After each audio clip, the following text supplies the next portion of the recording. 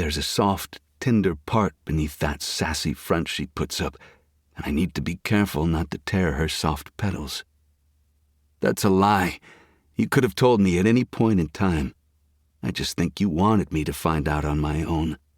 But that's okay, because you have no idea how thrilled it makes me to be your first, to know that I'm the only man who's been deep inside you, the only man to fuck you and claim your whole. Your virgin cunt tastes as sweet as it feels, too. The softest of sobs fills the air, and I release my hard grasp on her and trail my fingertips over the length of her body. Soft, creamy, smooth skin. The perfect canvas for my rage and destruction. Trailing lower, I finger her entrance and ease one single finger inside her. She's so wet and ready, I choose to add a second finger right away. It's a snug fit, but she'll take my cock here soon, so it doesn't matter. I shudder at the feel of her tight cunt squeezing the life out of my fingers. I hear every whimper and sniffle, but I also hear her slight intake of breath. I feel the way her body tightens little by little, and I feel the wetness dripping down my hand and onto the ground. Fuck. She might be afraid and confused, but she isn't saying no. She isn't trying to stop me. Not that I'd let her. Shh, it's okay. I know this might feel wrong, but it isn't.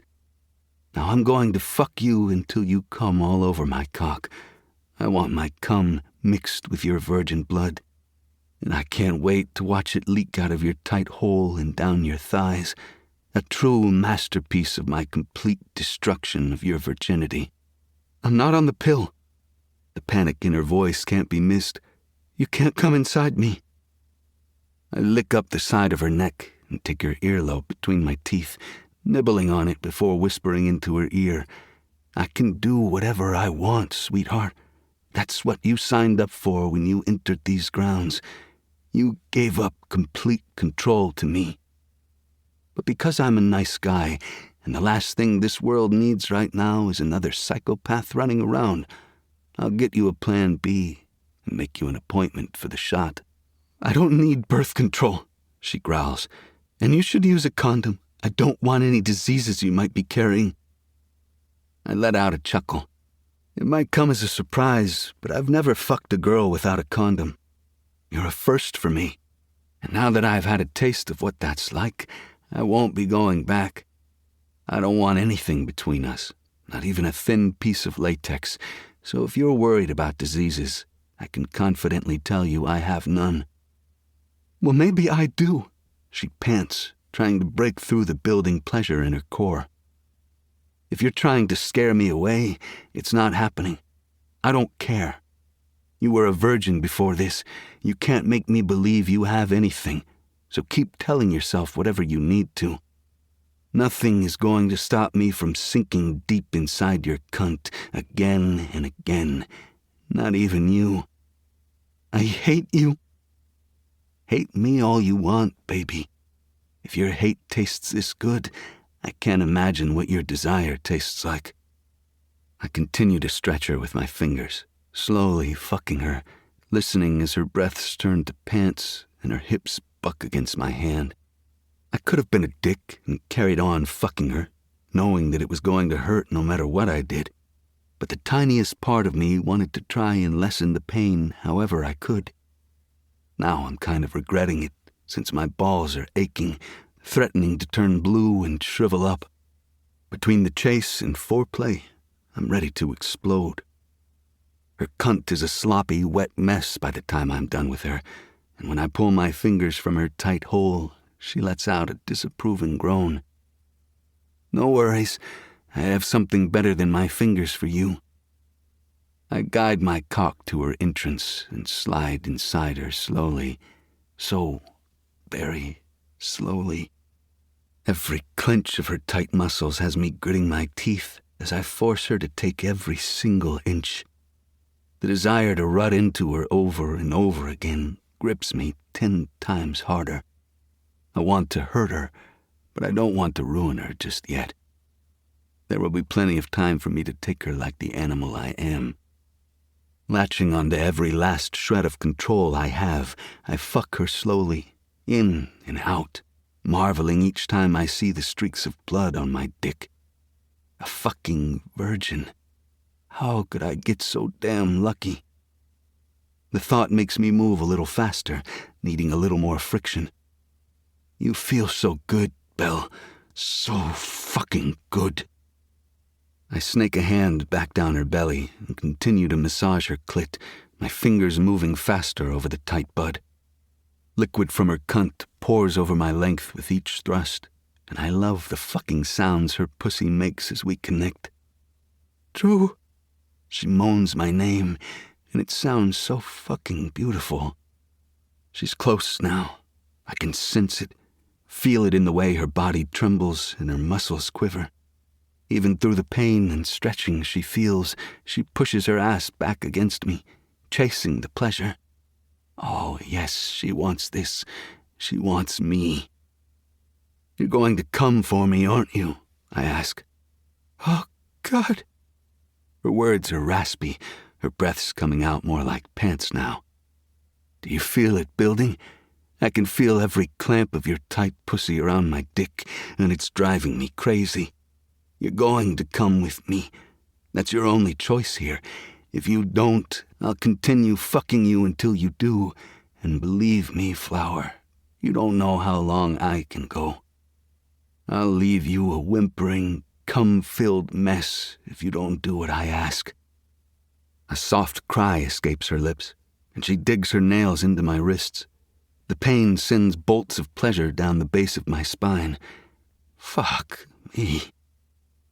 Say it, I growl. What? She cries. I thrust harder. I'm so fucking close to coming, but I need to feel her first.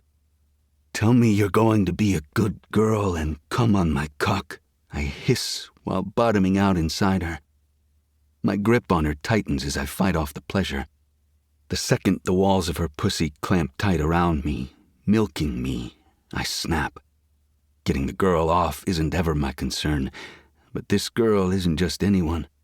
And the idea of not feeling her flutter all around me, sucking my cum deep inside her and holding it there, makes me furious. Oh, God, my little Flower groans. I'm coming. She explodes a second later. Her tight pussy strangles my cock and steals the air from my lungs. I abandon her throbbing clit and move my hands to her hips, getting a better grip so I can rut into her as hard and fast as I can. I fuck her through her orgasm. The pleasure is so great, I swear I black out for a moment. All I can hear are her whimpers and the slap of our flesh against one another as I climb higher and higher. Fuck, you're doing such a good job, Belle. I'm almost there. I praise her, feeling the distinct tingling deep in my balls. My vision blurs, my chest constricts, and I grip her with bruising force, slamming deep one last time. Then I explode. The warm heat of my release spreads through her womb, and I smile. I've never experienced something like this before. I gently stroke the spots where I know she'll have bruises tomorrow before I encase her in my arms. Her small body trembles against me, and I'm unsure if it's from the cold air or the aftermath of her orgasm. Either way, I clutch her tight to my chest and do my best to share my warmth with her.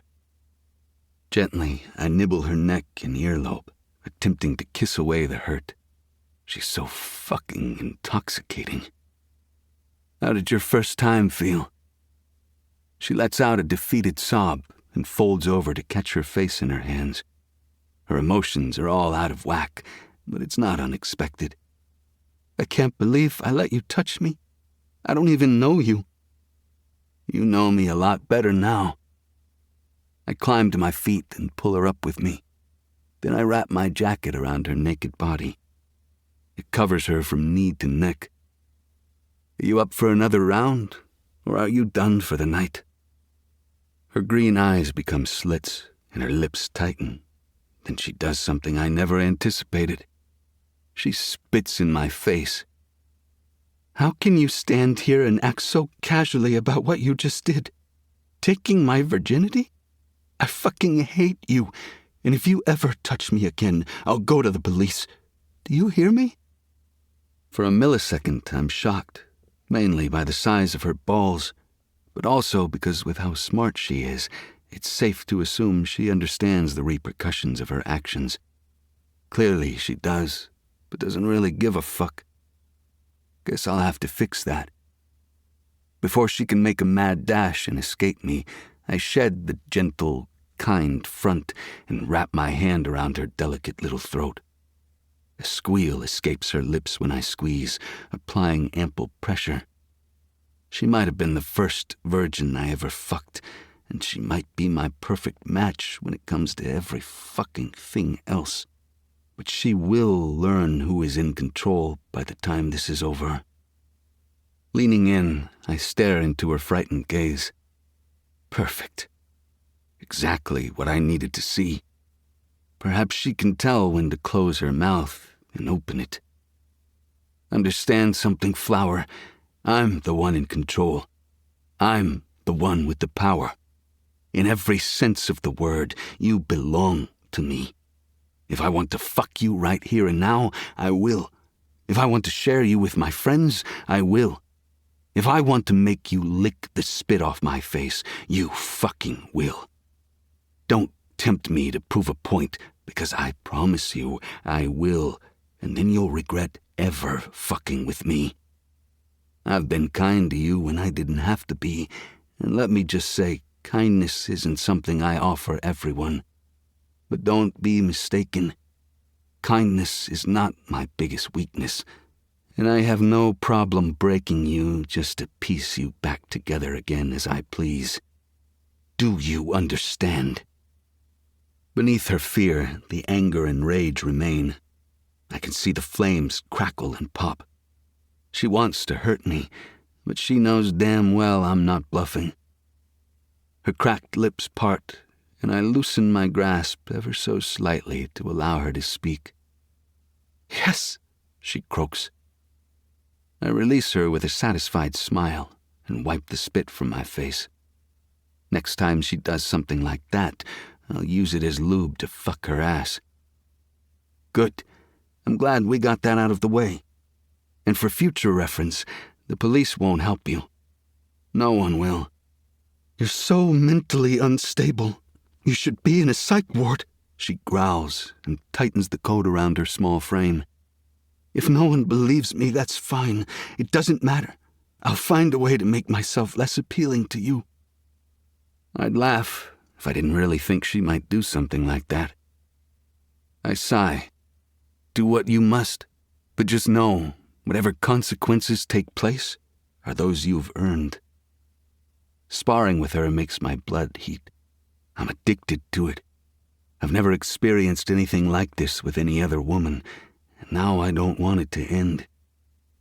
I don't care about your consequences. You can't hurt me any more than I've been hurt in my life already. All you are is a bully with a chip on his shoulder who thinks he can have anything he wants, but you can't. Not without force. You're pathetic. I yawned directly in her face. Are you done yet? I've heard all that and more before. Belle's rage climbs higher, and I wonder if she's really mad at me or herself for letting things go this far. She didn't ask me to stop, and she didn't say no. The only person she can blame for what happened is herself.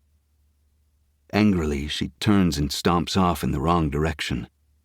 I follow her closely because, one, it's adorable that she thinks she can dismiss me so easily, and two, I need to make sure she gets back to campus in one piece. We walk only a few yards before she peers over her shoulder at me. Stop following me!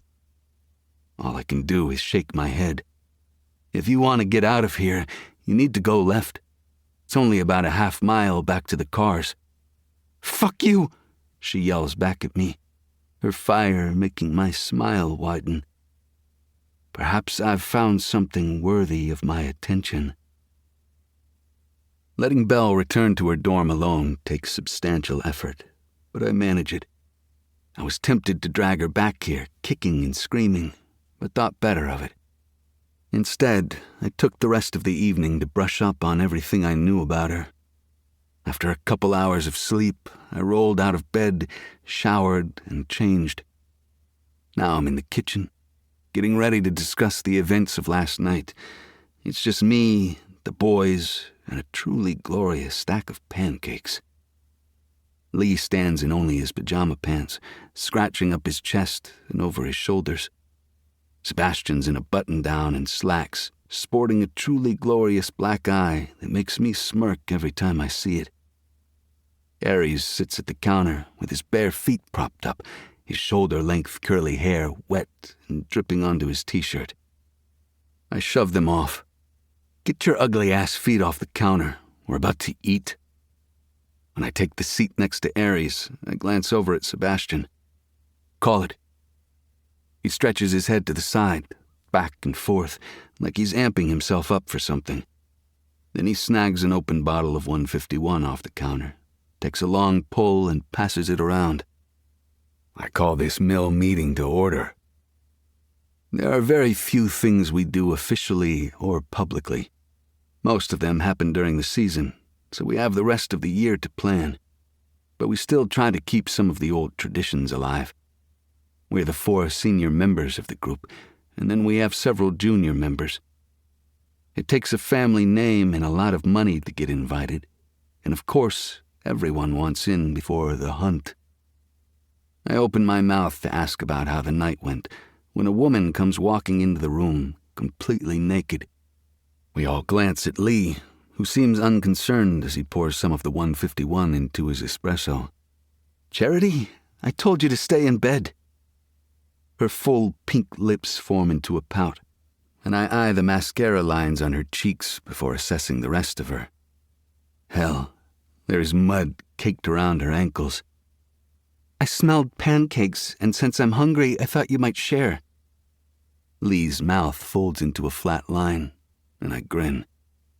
He rarely gets annoyed, but when he does, it's usually a good show.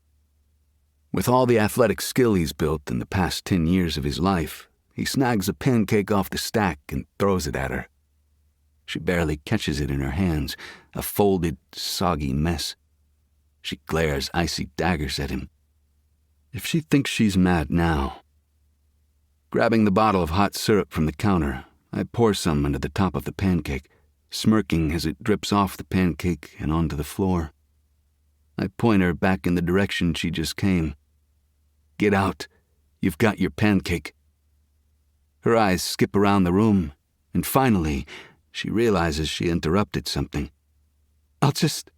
Yeah, I prompt, staring her down as she goes.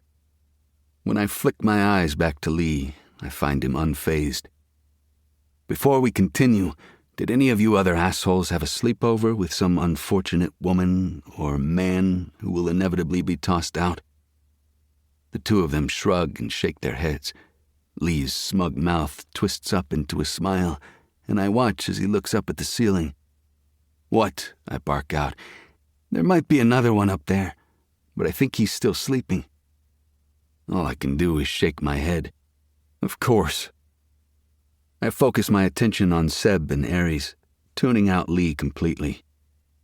Report? How did everything go with the event? Seb narrows his eyes and leans forward, bracing his elbows on the counter. Everything went as expected. I swirl my finger in the air near my eyes. And this? Was that expected too? His jaw clenches, and he narrows his gaze. Some of us were focused on the event, and not on chasing down some little library nerd all night. I shrug, unbothered by the mention of Maybell. These guys are like brothers to me. I have nothing to hide. They knew about my interest in her, and they know I claimed a piece of her soul last night. That's all they're going to know, too. I grab a plate and layer some pancakes with butter and syrup onto it. Fine. Anything we should be concerned about from attendants, staff, police? Anyone actually make it to the cabin? Seb snorts. Of fucking course no one made it to the cabin. Who do you think I am? Through a mouthful of pancakes, I say, "Is that how you got the black eye?" Aries snorts, and Lee hides his smile behind his coffee mug. Seb merely rolls his eyes, choosing not to go into the specifics on how he obtained such a bruise. Then we go over some more details from the event. It seems everything went to plan, which is a miracle in and of itself. We usually get one or two assholes who complain they didn't get the girl they wanted, or one girl who complains about how someone was too rough with her. Every year it's something.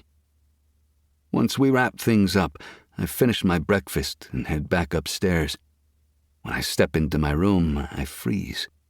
The sound of running water from my bathroom greets me. Weird. I didn't leave the water running this morning. Suspicion leads me across the room, and I shove the bathroom door open to find a petite brunette standing under the spray, her hair wound up on top of her head. She bats her wet lashes at me once she notices my presence. "Oh, good. I've been waiting for you. Want to join me?" I hold the shower door and give her a slow look. "Where did you come from?" "Lee invited me." "Well, then you should probably be showering in Lee's room and not mine." She lathers her tits with soap and slides her hand down to her pussy. Whatever she's trying to do, it's not working. "What? No. I only spent the night because I wanted to see you. I looked everywhere for you at the hunt. Were you even there?" Was I even there? I give her a once-over. I don't see a single bruise or scratch on her. One of the pretenders, then. I keep my disgust contained to a slight curl of my lip. "You have 5 minutes to finish whatever the fuck it is you're doing and leave my room, or I'll drag you out of here by your hair." "But I thought you'd want some company. Are you rejecting me?" The huff in her voice makes me laugh. Oh God, the audacity. How could someone possibly not want her? 4 fucking minutes. I warn and walk out of the room, slamming the door behind me. It isn't like me to turn down free pussy, but I'm only interested in one person right now, and I'm saving every inch for her. Chapter 10. Belle. I roll over in bed and get a front-face view of my dirt-caked nails. Last night, I wobbled, mostly naked, all the way back to my car. It was dangerous as hell to drive without my glasses, since the psycho didn't give them back to me, but thankfully I made it. And no animals or people decided to jump out at me. It didn't take long to get home, with the heat cranked to the max so I could thaw. My body is one big ache. Plus there's an ache down there that's new and makes my cheeks heat every time I think about it. My exhale comes out choppy and reality hits me. What the hell happened last night? If it wasn't for my body covered in bruises and dirt, I'd say it was all a fever dream, a hallucination. What kind of person hunts someone down in the woods and then fucks them like an animal? What kind of person wants more? At the same time, I'm still scared. I don't know why, but some part of me thinks Drew won't be happy with just our little encounter in the woods. He'll want more. He's relentless and spoiled, and rich assholes like him always want more. He also probably doesn't hear the word no very often. I can't stop thinking about it. I can't forget his touch, his words. Tears burn at the back of my eyes, and I'm overcome with emotion. I cup my face in my hands and let the hot tears slide down into my palms. After a 5-minute mini pity party, I swipe hard at my cheeks and scrub my skin to bring myself back. People have sex all the time. It's not important. It doesn't matter. It doesn't matter that I feel degraded and abused, that I feel ashamed of how my body responded to him. I can't even blame him, not entirely. It's not like I stopped him. I didn't even tell him no. I shove the covers off my legs and slowly shift to the edge of the bed. I need a damn shower, some food, and then I want to spend the rest of the day trying to forget what happened last night. Preferably with a pint of ice cream and a sappy movie. I blink my eyes, attempting to clear the blurriness, but that won't happen without my fucking glasses. Ugh, what the hell am I going to do? Then it hits me. I have another pair of glasses somewhere in here. I lean over and pull open my bedside drawer, digging inside for the prescription sunglasses with the cracked lens. It's not an ideal solution, but I can get my glasses back later if I can bring myself to go hunt him down. Maybe I can send Jackie instead. She seemed to like him well enough to drag me out to the event in the first place. I lumber out to the living room and find Jackie sitting at the table, earbuds in, chowing down on a bowl of Cocoa Pops. When I stop at the table and lean against the surface, she pulls out her earbuds and looks me over with a slight cringe. Did you have fun last night? From what I can see, she doesn't have any bruises, while I can feel my own with each step I take. I wouldn't say fun, exactly. I swallow hard and move to grab a bowl. But then I catch sight of my nails again and decide I have to scrub my hands before I can pour my breakfast. 5 minutes later, I sit down beside Jack, who decides then to stand and head to the sink. So much for having breakfast together. I have a date in a few minutes. One of the guys from the event last night. We're going to study. Even though her back is to me, her tone tells me she just wiggled her eyebrows as she said the word study. I scoop up some cereal and shove it into my mouth, chewing slowly to give myself a moment to come up with something to say. I don't want to rain on her parade right now, but mine's been flooded, and I'm not in the mood to discuss what happened last night. After a moment, I just offered a half-hearted, cool, and continue eating. She turns to face me after setting her bowl on the drying rack. How was Drew? I know he was looking for you last night. I'm assuming from your disheveled look that he found you. The mention of his name almost makes me choke on the sugary cereal. I clear my throat and keep my eyes on the darkening milk in my bowl. Yeah, he found me. Eventually. What happened? I've heard so many things about him. Her eyes widen meaningfully on the word things. What kind of things? She gets down on her elbows and lowers her voice like she's trying to keep our dorm room ghosts from hearing. He's ruthless in bed, both with his, pleasure and his partners. He doesn't really date much. He's more of a hookup kind of guy. So all the girls want to try to bag him. But I mean, look at him. Who wouldn't want that? His father's this billionaire and one of the top alumni at the school. Plus, the whole quarterback of the football team thing makes all the girls and some of the guys, if I'm being honest, drool like dogs. She slaps the table and stands. Anyway, I gotta run. Get some rest today, girl. You look like shit. Thanks. I make a non-committal noise and continue eating as she bustles out the door. In the hall, I hear her giggle, and then the door opens again. I'm about to ask if she forgot something, but the words stick in my throat, clogging my ability to breathe or think. He's here. He's back.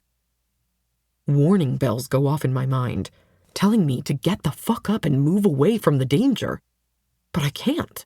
My limbs won't move. I'm frozen, a deer in headlights, while Drew stalks closer, shutting the door behind him. I've been looking for you. Deep breath. I need to get my galloping heart rate under control. I swallow the bite of cereal I forgot I'd taken and clear my throat. Well, you didn't check the place I live until now, so I guess you weren't looking that hard. What I really want to say is go away and don't come back. My body continues to betray me as the sensations from last night return with the rush of looking at him. Damn it! He shouldn't be able to affect me like this. I hate him. He skirts the table and slides the chair opposite me out from underneath. I gulp and point at the door with my spoon. Do you make it a habit of showing up at every girl's house you terrorize, or is this just for me? I didn't invite you inside, so you can leave the way you came. There's a smirk on his face as he slowly, deliberately takes the seat across from me, his green eyes studying me. I feel like a bug about to be stomped into the ground. His eyes move to the bowl of cereal in front of me, and like the thief he is, he snatches my bowl from my grasp and starts spooning cereal into his mouth. Okay, fucker, that's taking things too far. I give him my best glare. What the fuck is wrong with you? Do you live to annoy me? Don't tell me this is some kind of asshole frat boy revenge scheme because I stuck up for that guy. He raises an eyebrow and swallows the cereal. My cereal. Frat boy revenge scheme? First, I'm not a frat boy. Second, I don't do revenge. I like to think I'm more methodical than vengeful. Instead, I just get even. Fuck. My mind wanders, and all I know is that I need to get out of here. Away from him and his stupid scent. Something like soap and that damn teak wood wafts off him. And it's just pissing me off now. Something that evil should not smell that good. How about we call it even after last night's events, and you leave me alone? He continues to shovel food in his mouth, then pauses. No, I don't think I will. There's something about you, something that draws me in, and until it lets go, I'm afraid you're stuck with me. What about what I want? He shrugs one broad shoulder, his white t-shirt stretching across his chest. Not that I notice. I don't give a shit about what you want. You're the one who got in my way first, remember? If anything, this is all your fault. It's not surprising that he continues to put this all on me. No good deed goes unpunished, right? He snorts. Something like that. Once he finishes my cereal, he leans down and plops a canvas tote onto the table. I eye it like he's smacked a bomb in front of me. What the hell is in that bag? Do I even want to know? No, I don't. I shove away from the table and stand. I have to get to the library, back to work. His eyes narrow, and he too pushes away from the table, choosing to stand. Then his gaze drifts to my open bedroom door. First he chases me through the woods, claiming my virginity, and now he enters my dorm uninvited. Remember how you said we don't know each other? I was just thinking, what better way to get to know one another than to spend time together? He darts off in the direction of my bedroom, as I anticipated. Oh, no, you don't. I chase him, and damn him and his long legs. What the hell are you doing? This is my room. Do you not have manners?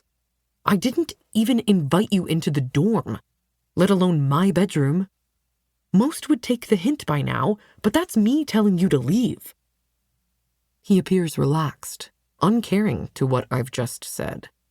Meanwhile, I'm burning with rage as he pokes around my bookshelves, pulling a few off the shelf to inspect them. Flipping through the pages, he turns to look at me, his features smoldering. Romance, I like it. Does she ever fall for the villain, or only the good guy? Trying to create your own happily ever after? If so, it's not going to happen. You're far worse than any villain in those books. I growl and grab the book from his hands, gently placing it back on the shelf. I will become murderous if he dents the edges of any of these books. Even villains need to be loved, Belle, he says, all matter-of-factly, like he knows a damn thing about love or romance. Losing interest in the books, he moves on to my jewelry box, thumbing through it like it's his. I step beside him and watch his face as he pulls out the cheap costume jewelry at the top, before tossing it back in with blatant disinterest. I swallow thickly when he reaches toward the bottom, like he's making a beeline for my soul. His big fingers grasp onto the diamond engagement ring as he plucks it out from its hiding spot. His entire demeanor changes in an instant, and he thrusts the ring toward me. What the hell is this? His features show so much animosity as he stares into my eyes that I don't even think to lie. It's my mother's engagement ring. He shakes it like a bell. But she's not dead, so why do you have it? The old pain of a past that never leaves wells up, and I shove it back into the hole in my chest where it belongs. First, that's a personal question. Second, it's none of your business. He gives me a disbelieving look.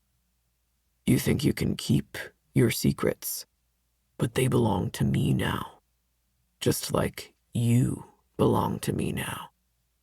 All of you is mine, and that means even the secrets you keep are mine. It's fine, though. I have my own means of figuring things out. I suppose money can buy you all types of information. I growl since it's my turn to get angry. Snatching the ring from his fingers, I lob it at the box so hard it bounces up and almost out again. Now get the hell out of my room. He leans in close enough that I can feel the heat of his body rolling into mine. He's way too close for comfort. Make me. There's so much challenge in that single demand, but also a plain-to-see smugness, because he knows I'm incapable of making him do anything. No matter how hard I try, I can't physically move this man. Did you get dropped on your head as a child? Or maybe you've taken too many hits to the head in football. Either way, I'm not sure why it's not connecting in your mind that I don't want you here. I don't want to get to know you, so why show up here and pretend everything is okay? I lose some of my steam and deflate, stepping back to put distance between us. Surely this all can't be because I stuck up for that kid. If it is, then I'm sorry. I'm asking you nicely to please leave me alone. He raises his eyebrows and gives me a cocky grin. Unfortunately, you put yourself on my radar by putting your nose where it didn't belong. Every action has a direct consequence. I am that consequence, sweetheart. Now do you think you can say please again? I love the way it sounded coming out of your pretty mouth.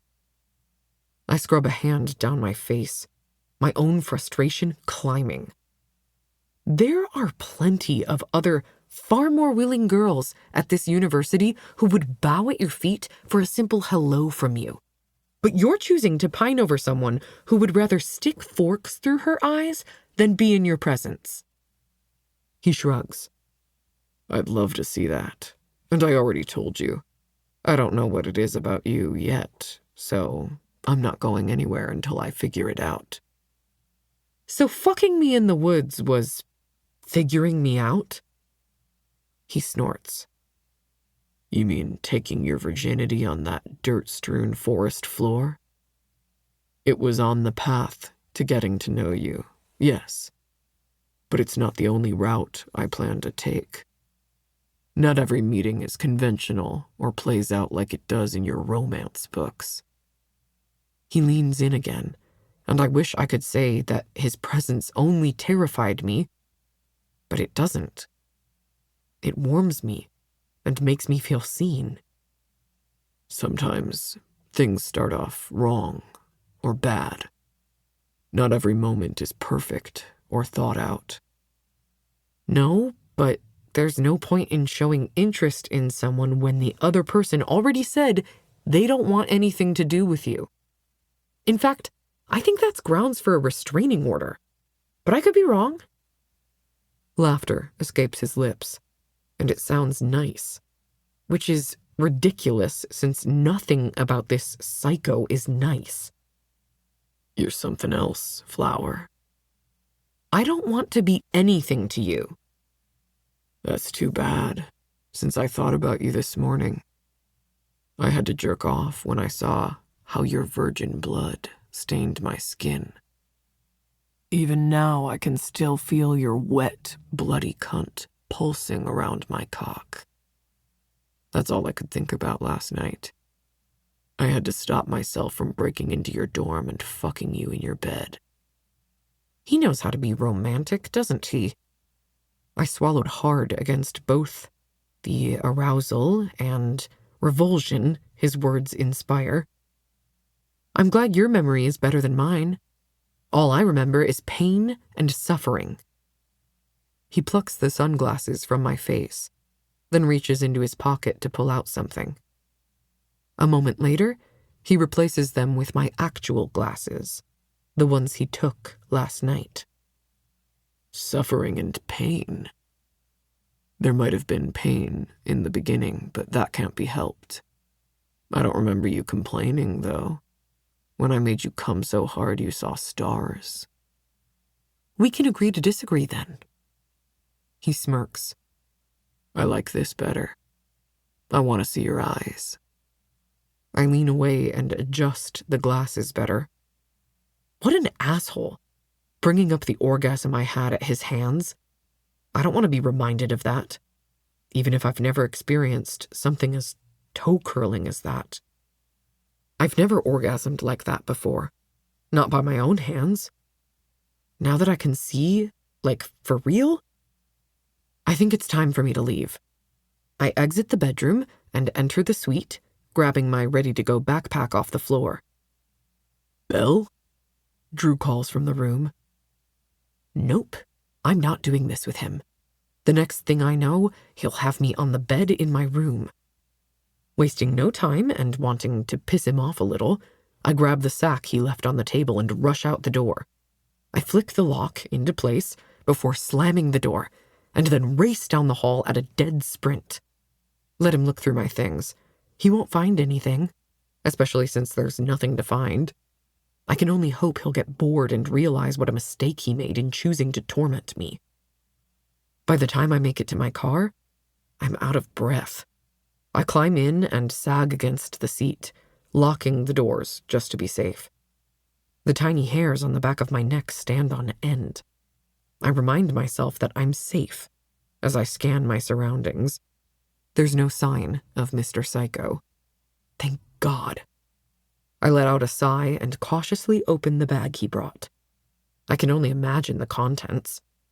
Unfortunately, it's nothing good.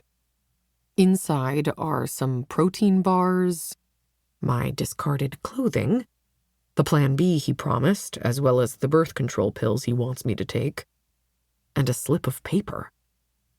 I could refuse to take the birth control pills, but then I'd end up in a worse scenario. Fuck. I drag my attention to the paper. It's folded, making it unable to be read from inside the bag. I pull it out and unfold it slowly, my hands trembling. My mouth pops open and I gasp. Is this real?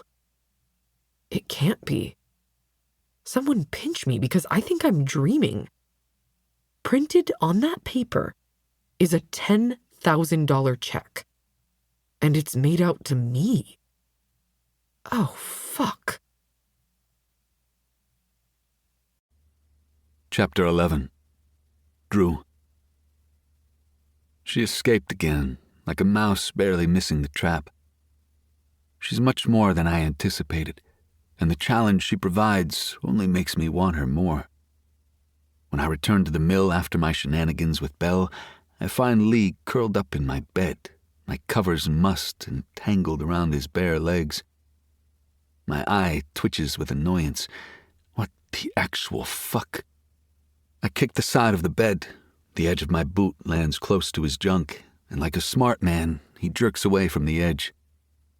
This whole "I'm quirky and wait in my friends' beds for them to come home like a creepy asshole" might have been endearing the first time you did it, but now it's just fucking weird.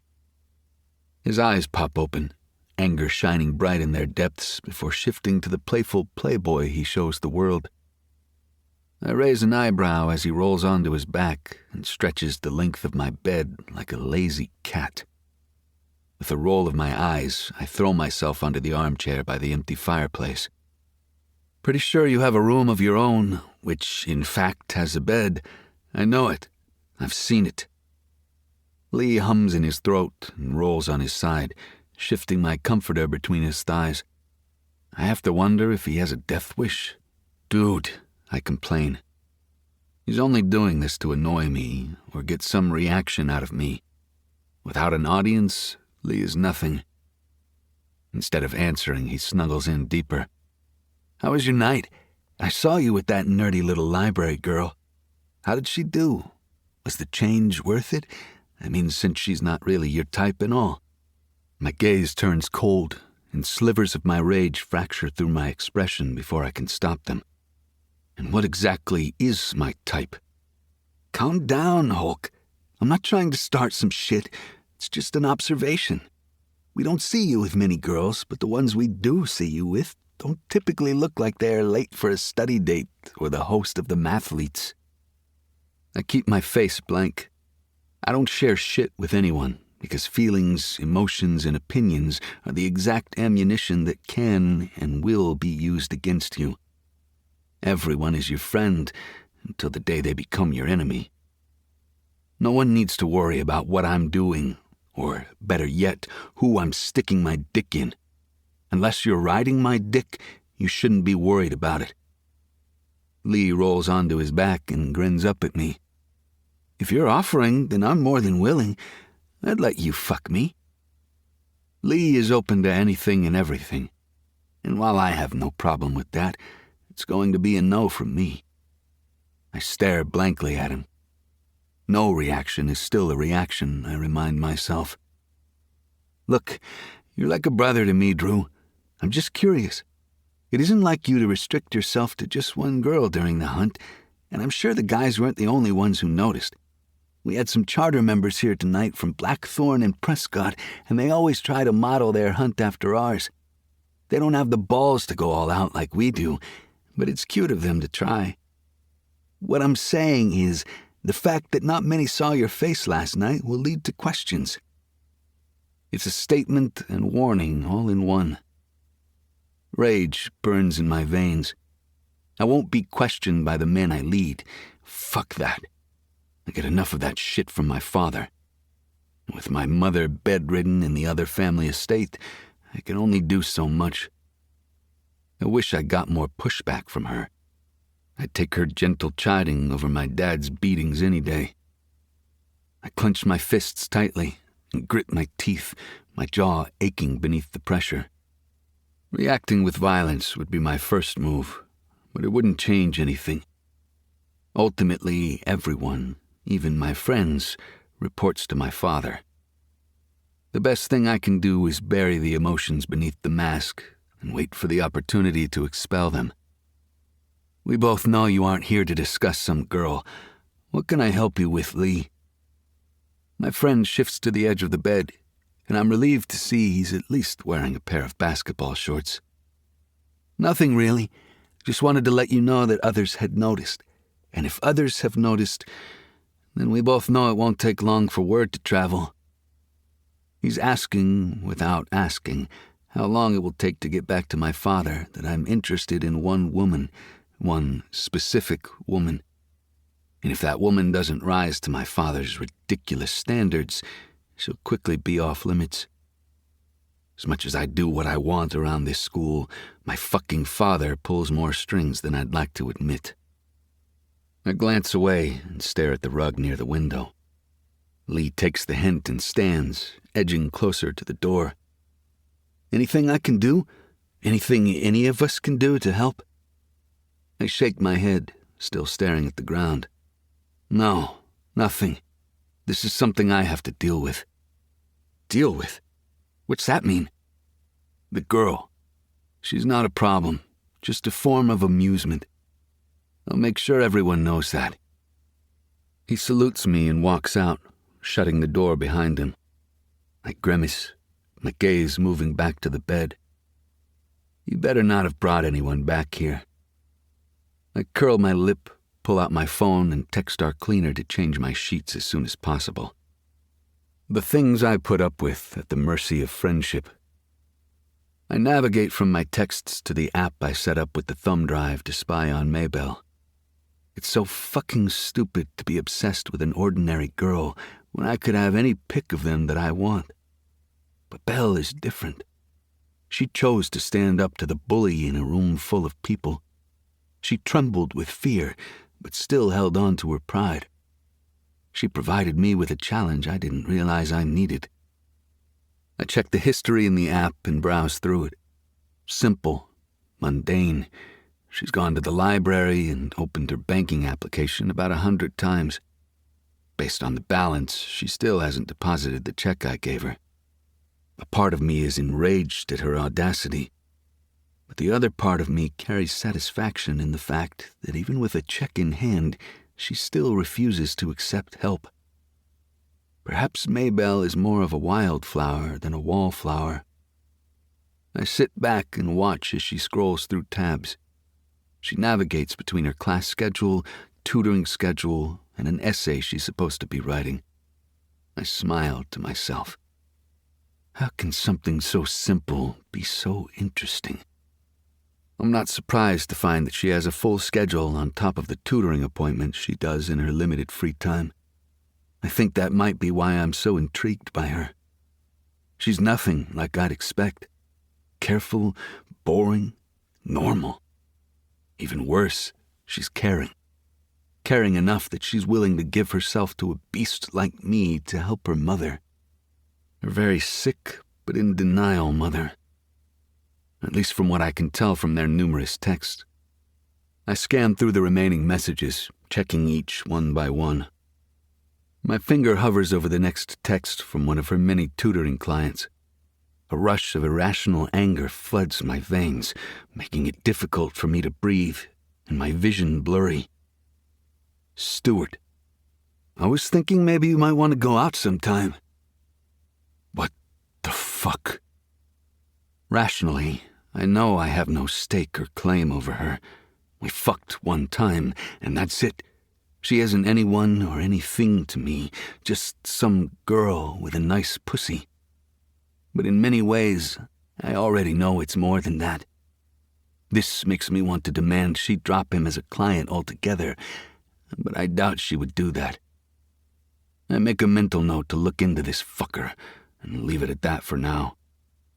I finish stalking through her recent browser history and pause when I discover a dress she'd been looking at, that she added to her cart but never ended up buying. Takes less than a minute to copy the link, log in, and purchase it for her. If I buy the damn thing, I will feel absolutely zero guilt when I rip it off her little body before shoving my cock deep inside her pussy, which I will be doing again and again. The image of it makes my cock harder than steel. Father flashes across the top of the screen, and I contemplate tossing the damn phone across the room instead of answering his call, but choose against it. The damn world had better be coming to an end if I'm not answering his calls. Slamming my finger against the green answer key, I bring the phone to my ear. There are no pleasantries or kind greetings. My father isn't exactly your typical dad, not even close. What the fuck did you feel the need to spend 10 grand on? I inhale deeply through my nose and go to that dark place in my mind where I disappear to when I need to speak to my father. Oh, you know, Pops, the usual. Hookers and blow. Did you not hear me the first fucking time? This isn't a joking matter. Now answer me, or I'll have the nurse forget your mother's pain medication this evening. I grit my teeth, a spiteful response sitting on the tip of my tongue. It's less violent than what he usually threatens me with, but it's still fucked up. Using my own mother and her health against me. It's insane to me that a man could use his own dying wife as a bargaining chip, but it's not surprising. It's always the thinly veiled threats of refusing to give her pain meds or treatments.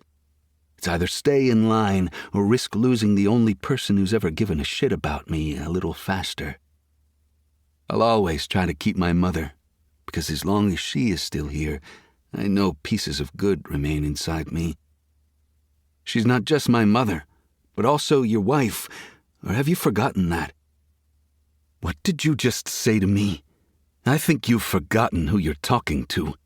I'm not one of your stupid fucking friends. If using your mother against you is the only way I can get through to you, then I will. Biting back the desire to spar with him, I answer his question instead. The money was for costs associated with the hunt.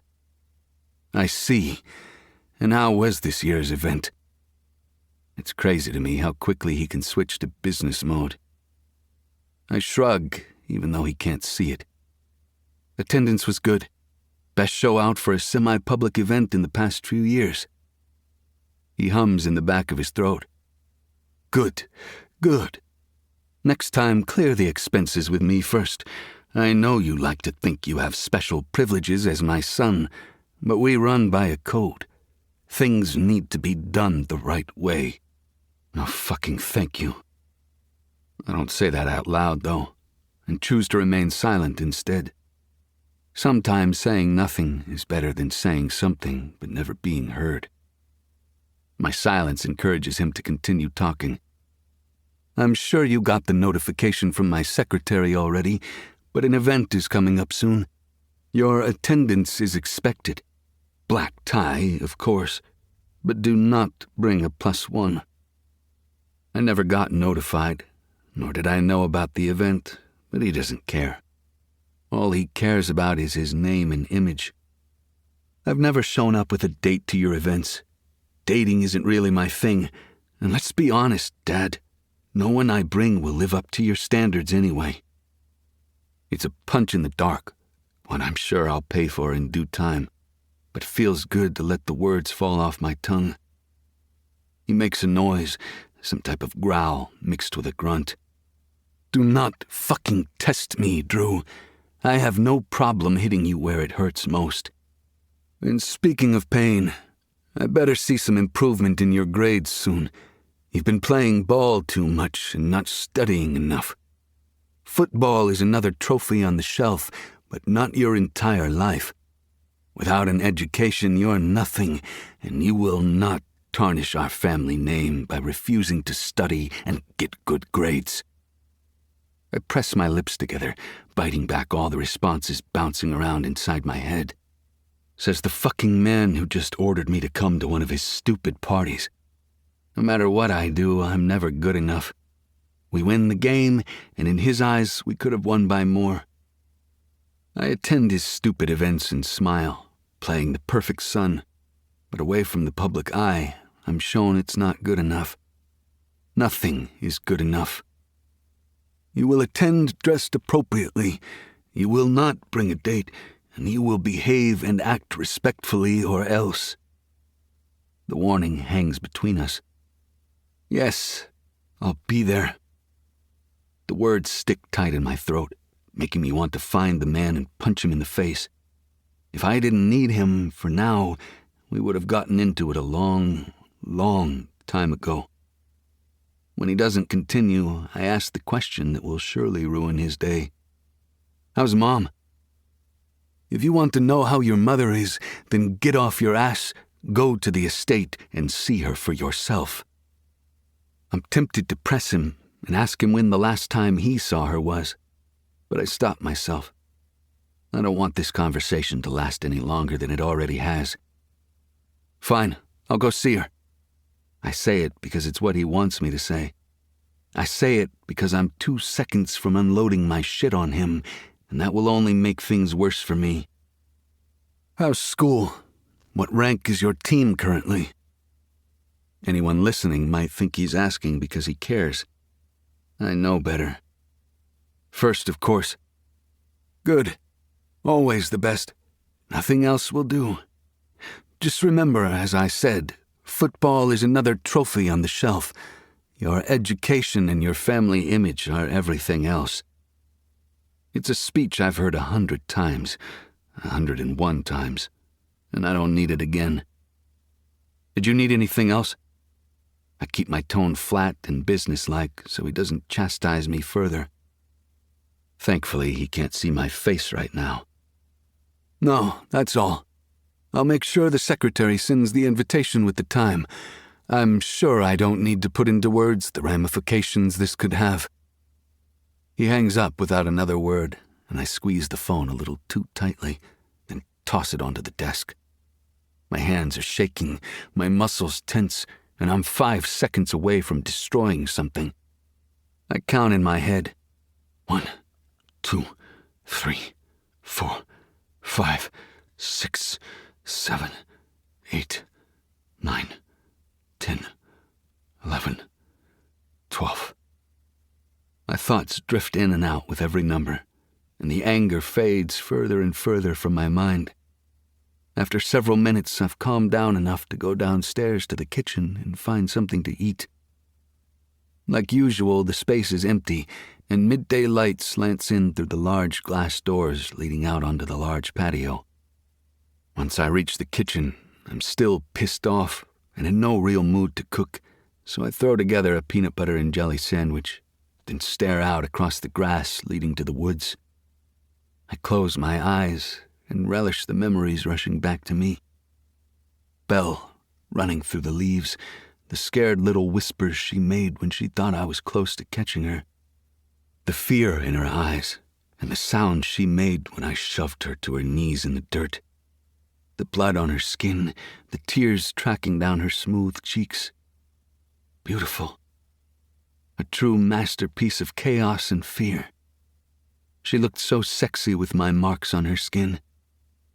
I wish I could have had more time with her and left marks a little at a time until she was covered with them, bruised and battered until I laid her down and showed her what a good girl she was. I wanted to praise her, tell her how beautifully she runs, how perfectly she fights me, to remind her that she'll never be able to escape me. Next time I touch her, I want to sink my teeth into her skin, to leave marks all along her pale neck so everyone can see that she's claimed. Then no one will be stupid enough to ask her out or even look at what's mine. I let out a discontented sigh and shoved the rest of my sandwich into my mouth. It's fucked up, but she's a beam of light in my dark world. I need to see her, touch her, smell her. I'm not usually consumed by women. After all, when you can have any pussy you want, why be smitten with just one? But Belle is different. There's something about her, and like the rarest of jewels, I want to possess her. And I will in time, but I'll need to remain patient for now. I don't want anyone to report to my father that I'm seeing her again, or make him think I'm interested in her.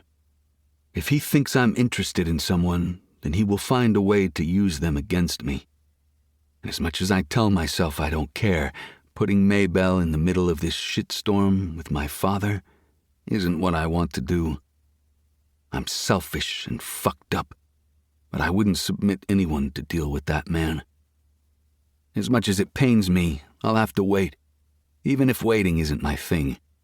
However, that doesn't mean I can't stalk, tempt, or tease. After all, she did look so fucking pretty with fear painting her delicate features. Chapter 12. Belle.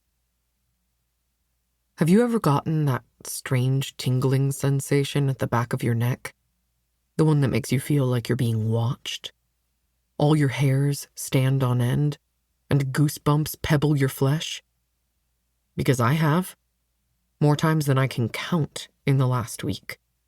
And I can't decide if it's because of the events that transpired between that psychotic man and me, or if it's because he's still watching me, lurking in the shadows, waiting for the perfect moment to attack. Either way, I don't like the sensation. I push my shopping cart down the aisle with a little more haste. It's late, and hardly any people are in the store, except the stocking clerks and the cashiers. It's my favorite time to shop because it's so empty. No one looks twice at my threadbare hoodie and slippered feet.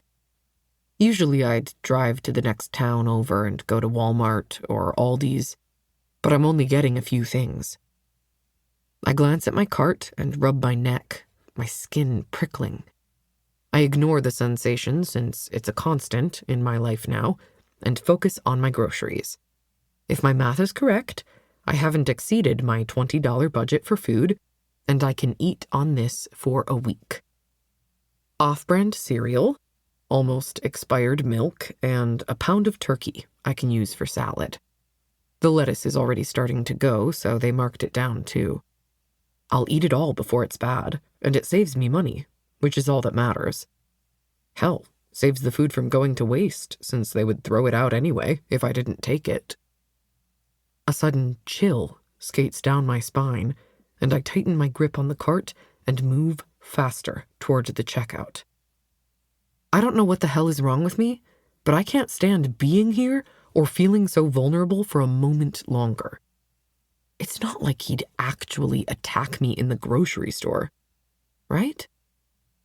I quickly step up to the empty self-checkout and scan what I have in my cart. I hit the checkout button and scan my coupon app. The screen dings, but then the total doesn't change.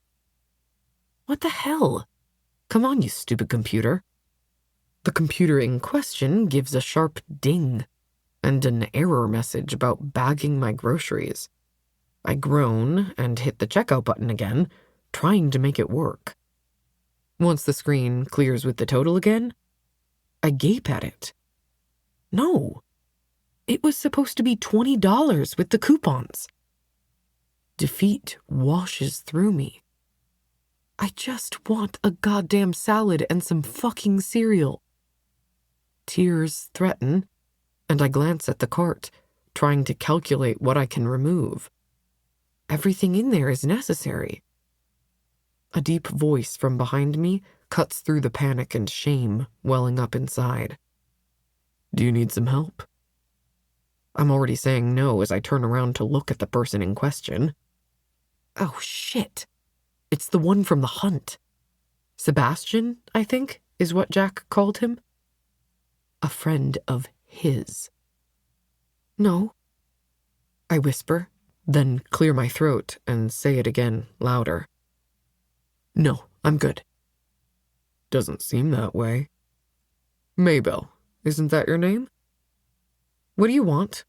Don't you have butlers or something to do your shopping for you? He cocks his head and ambles over, and I can't help but look at him. Damn. He's pretty. Not in the rugged masculine sort of way that Drew is. His features are slightly more delicate, but that's hard to notice when there's so much menace in his gaze. The sight of it makes it difficult for me to breathe. I do have people who do the grocery shopping for me, but what I don't have are people to check if pretty little rabbits that get caught in a trap get above themselves. Drew isn't like you. You two aren't even in the same world, let alone the same tax bracket. Stay away from him. I wince at Drew's name. I don't know what you're talking about. I don't even like him. Maybe you should tell him to leave me alone. God knows I've only told him 10 million times. Sure, kitten. That's what they all say until they start poking holes in condoms to accidentally get pregnant. I I curl my lip in disgust. That's not who I am. I don't... He leans in close now, and I get a cold wintergreen scent that wafts off him. Good. Stay out of the way, and everyone will be happy. When I open my mouth to speak again, he shakes his head oh so gently and drops a $50 bill in front of me on the conveyor belt. Everyone deserves to eat, he says, and I gape as he walks past, his hands deep into his pockets. The money is just sitting there. What the hell do I do with it? And why do these rich assholes keep trying to force money on me? Do I look that desperate? Actually, don't answer that. Another glance at my cart answers that question. Fine. If Mr. Moneybags is paying, then I'm getting more food. It's up to Drew to explain why he won't stay away from me. It's been a week since I've seen him or his creepy friends. So my first thought, when he shows up at my table in the library, is, oh shit, he's found me again. But of course he did. I'm either at home or in the library. It's not like I'm trying to hide. What do you want? To feel you strangling my cock with that tight pussy, of course. His response startles me, and I knock over a paper cup I didn't realize he'd set there. The hot liquid spreads across my textbook. God damn it. With a huff, I mop at it with some tissues. Has anyone ever told you you're disgusting? He shrugs like it's no big deal. Sure, but I've been called worse. I'm sure you have. Refusing to get into an argument with him, I change the subject. I don't want to relive the memory of what happened between us. Obviously, you don't hang out in the library often, nor do you look like you're studying, and you can't make me believe you actually came here to do something nice. So what's up?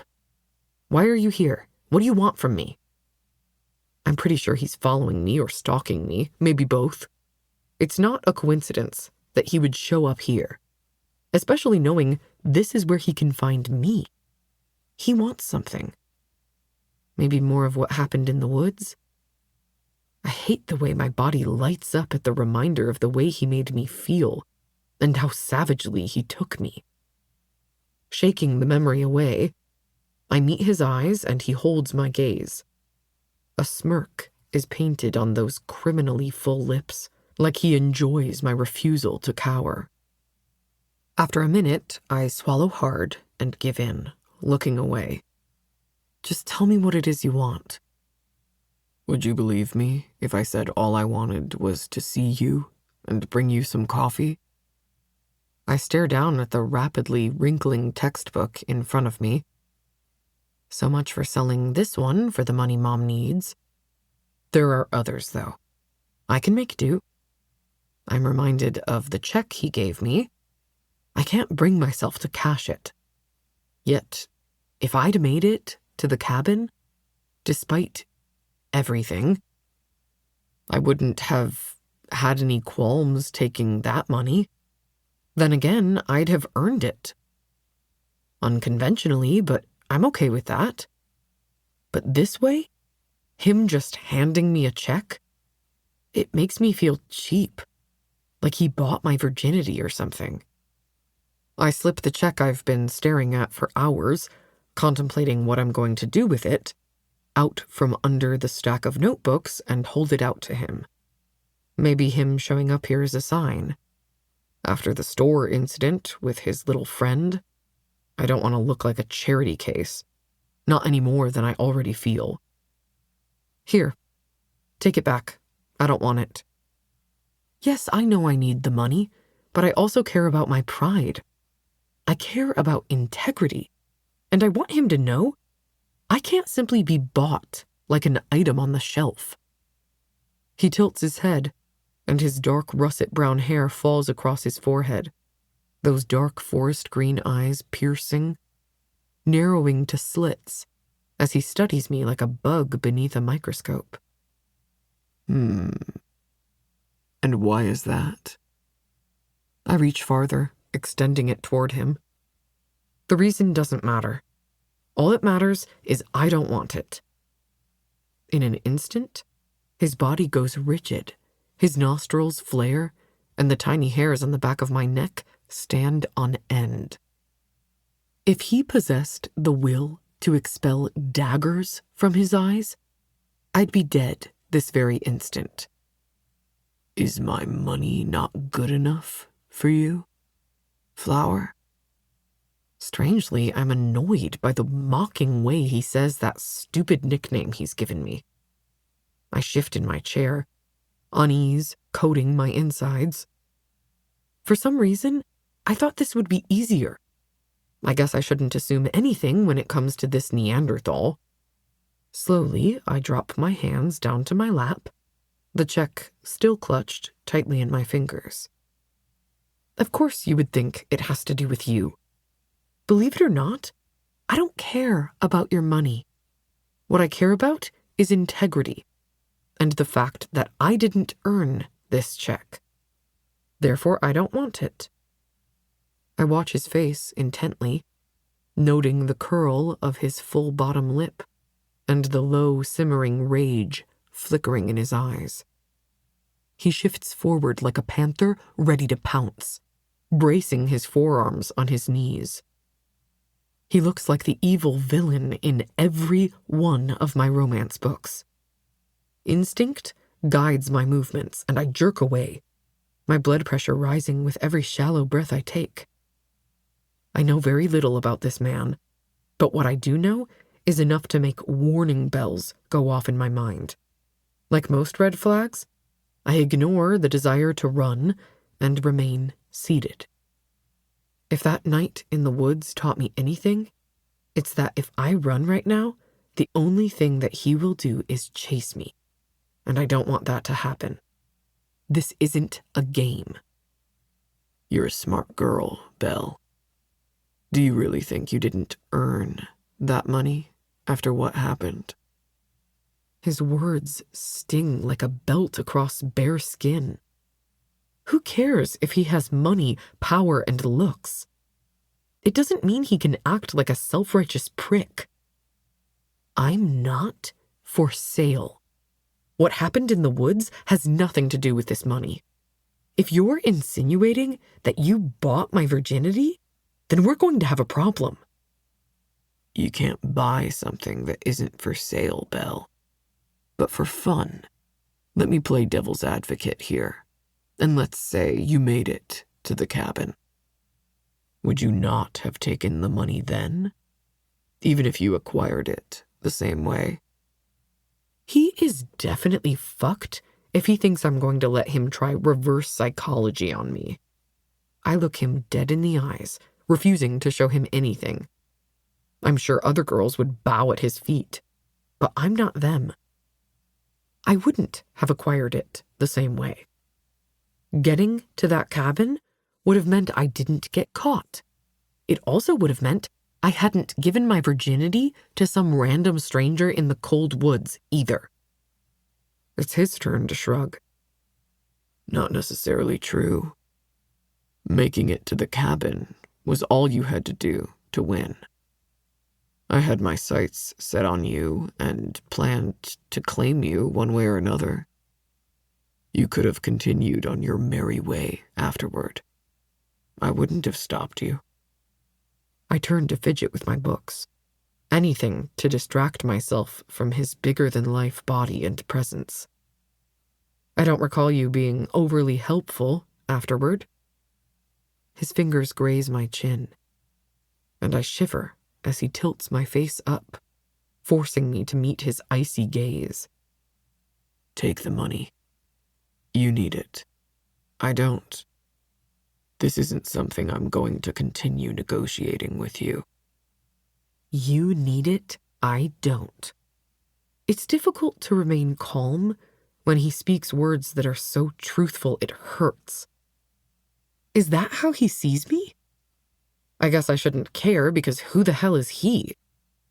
But I don't want to be seen as Oakmount's charity case. The girl who sold her virginity for $10,000 and is willing to give blowjobs if you pay her an extra $5 during tutoring? God, I'm stupid. So fucking stupid. Next, someone will tell the administration I'm sleeping with the students for cash instead of helping them get better grades. Shifting from his grasp, I slam the wet book shut and gather my things into a neat pile before shoving them into my bag. Our eyes collide when I look up from the bag. He's studying me. His dark brows furrowed, confusion flickering in his gaze. Despite the warning going off in my head, knowing my next move might be my last, I grab the remaining coffee he brought me, extend my hand over the trash can, and drop it inside. Usually, I'm not this ballsy or ungrateful, but I want him to understand where I stand with him. And that's not even on the same continent. It's been a pleasure, as always, but unlike you, I have to attend my classes. I whirl around, ready to make a mad dash for the door. Unfortunately, I'm not fast enough, and honestly, I should know better, given my history with this man who snatches me by the wrist and pulls me back toward him. Oh no, you don't. I blink and we're moving, his unforgiving grasp keeping me hot on his heels. I peer around the library, waiting for someone to say something, or even notice that I'm being dragged away. But of course no one does. Panic claws at my insides, and I know I have to do something to stop this psycho. He has money, power, and intimidation. I understand their fear of him. I'm sort of scared of him myself, but I'm more terrified of what might happen if I give in. I dig my heels in. It's my only attempt at stopping his advancement, but all it does is earn me a snarl of disapproval, along with a tightening of his grasp. He's over 6 feet tall, muscular, and intimidating as hell. Stopping him would require some expertise, which I clearly don't have. The next best thing I have is my voice. Let go of me! I yell and attempt to pull away again, but I might as well be talking to a wall. Fine then, I'll scream. The words have barely escaped my lips when he stops dead in his tracks. The movement is so sudden that I crash directly into him, almost tripping over my feet. The firm wall of muscle shifts as he turns, looking every bit the scary monster he is. Before I can utter another word, his hand slaps over my mouth, and he shoves me backward, my lower back pressing against a dust-covered shelf. One weary glance around, and I realize we're in the stacks, the old part of the library where no one goes. This is bad. Worse than I thought. Boxing me in with his body, he makes certain the only thing I can see and feel is him. I'm at his complete mercy. With one hand pressed against my mouth to stop me from calling out for help, and his other snaked around my middle, holding me against him, I'm trapped. Doomed. Yet even with the fear trickling in my veins, this rush of excitement is building. It's sickening and wrong that I even recognize it. With my current predicament, I can't be bothered to think about how fucked up that makes me. Not with his huge hand moving over my lower back, the searing heat of his touch burning through the fabric of my clothes. I might as well be naked at this point. Is it embarrassing that at my age, a man has never touched me like this before? With so much possession and desire? Maybe that's why I'm so excited by it. My heart clenches tightly in my chest, building the anticipation of what might happen next. It really doesn't matter. No words will make him stop. It's clear he's not letting me go. Not until he gets whatever it is he wants. His green eyes bleed into mine, and I notice the thick lashes framing his devilish face. This close, it's hard to see the evil beast inside him, and far easier to see him as the all-American boy he portrays to everyone else. Kind, charming. No one knows there's a complete psycho hiding in plain sight. Slivers of light cast an eerie shadow over us, and I shiver, as if someone's dumped an entire bucket of cold water on me. But is it from fear or anticipation? I don't know. The light dances across his face, doing devastating things to his high cheekbones and razor-sharp jawline.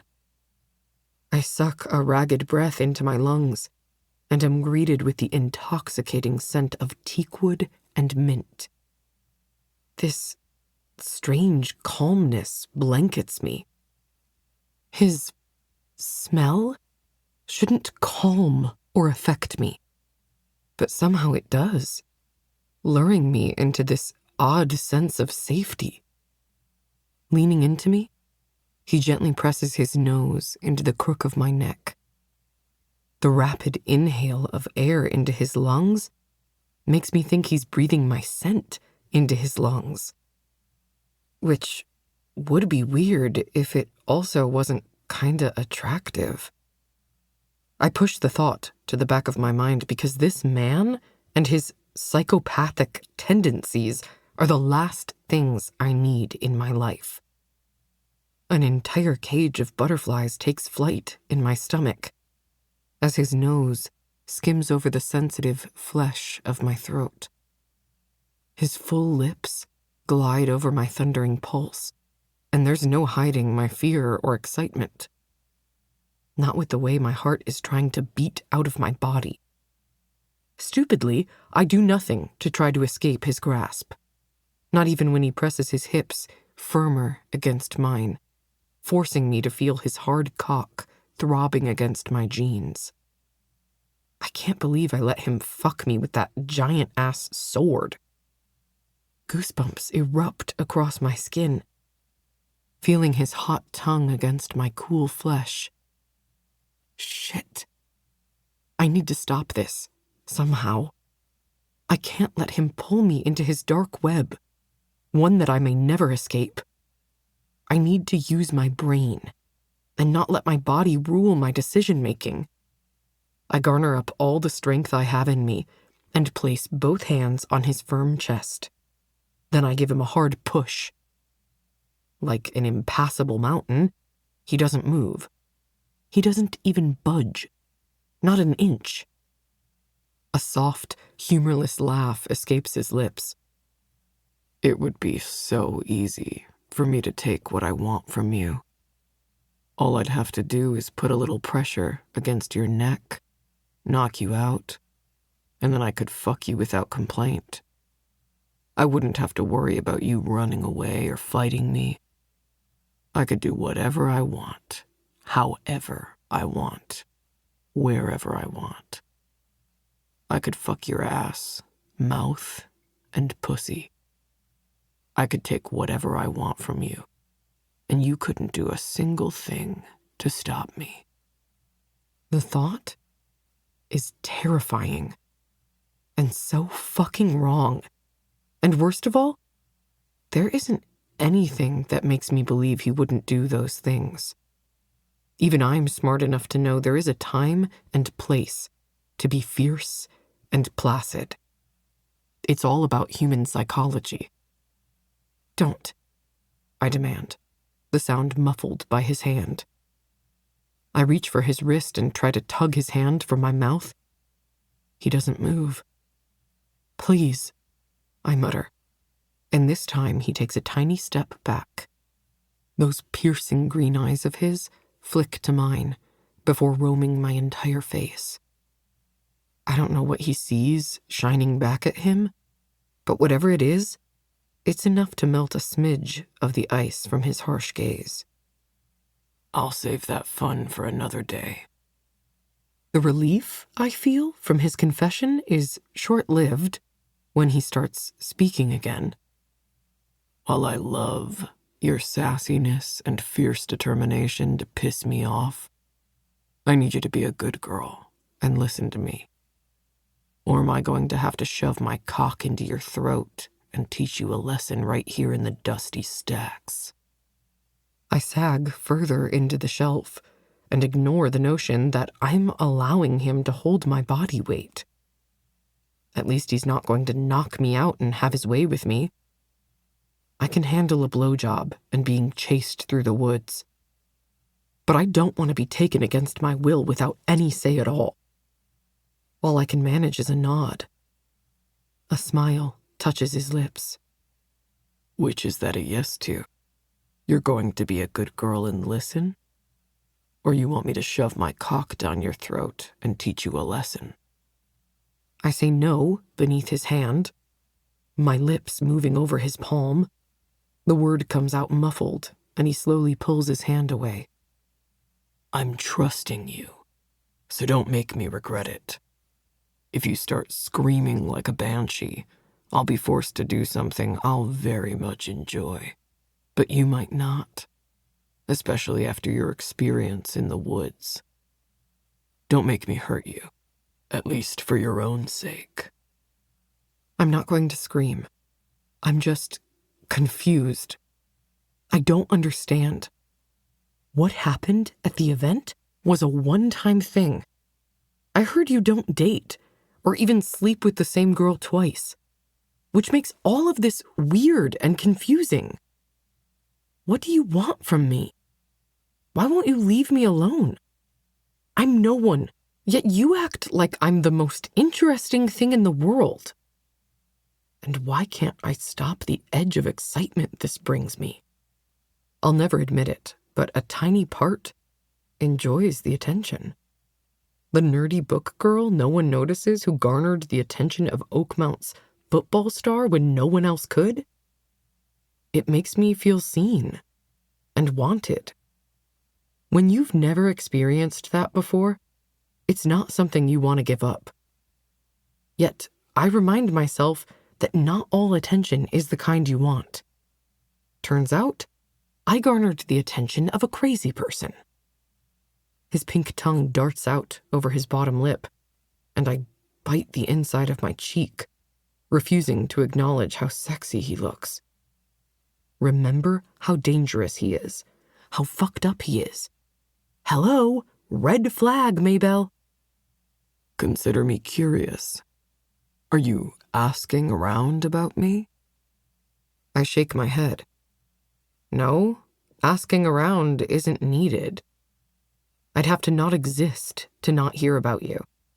Everyone talks about how you never screw the same girl twice, and you don't date. I'm simply acknowledging the rumors. I noticed then just how big our height differences are. My forehead barely reaches his collarbone, so I'm forced to tilt my head back every time I speak in order to see his face. I feel tiny and insignificant beside him. Well, rumors are just that. Rumors. The thoughts of others. Plus plans and people change. I can choose to start dating or sleeping with the same girl if I want to. I don't give a fuck about what other people say about me. His voice leads me to believe him, but the look in his eye makes me think otherwise. Okay, then why me? I'm no one. A book nerd who tutors for extra money, has no popularity, and is attending on a scholarship sponsored by some rich elite family.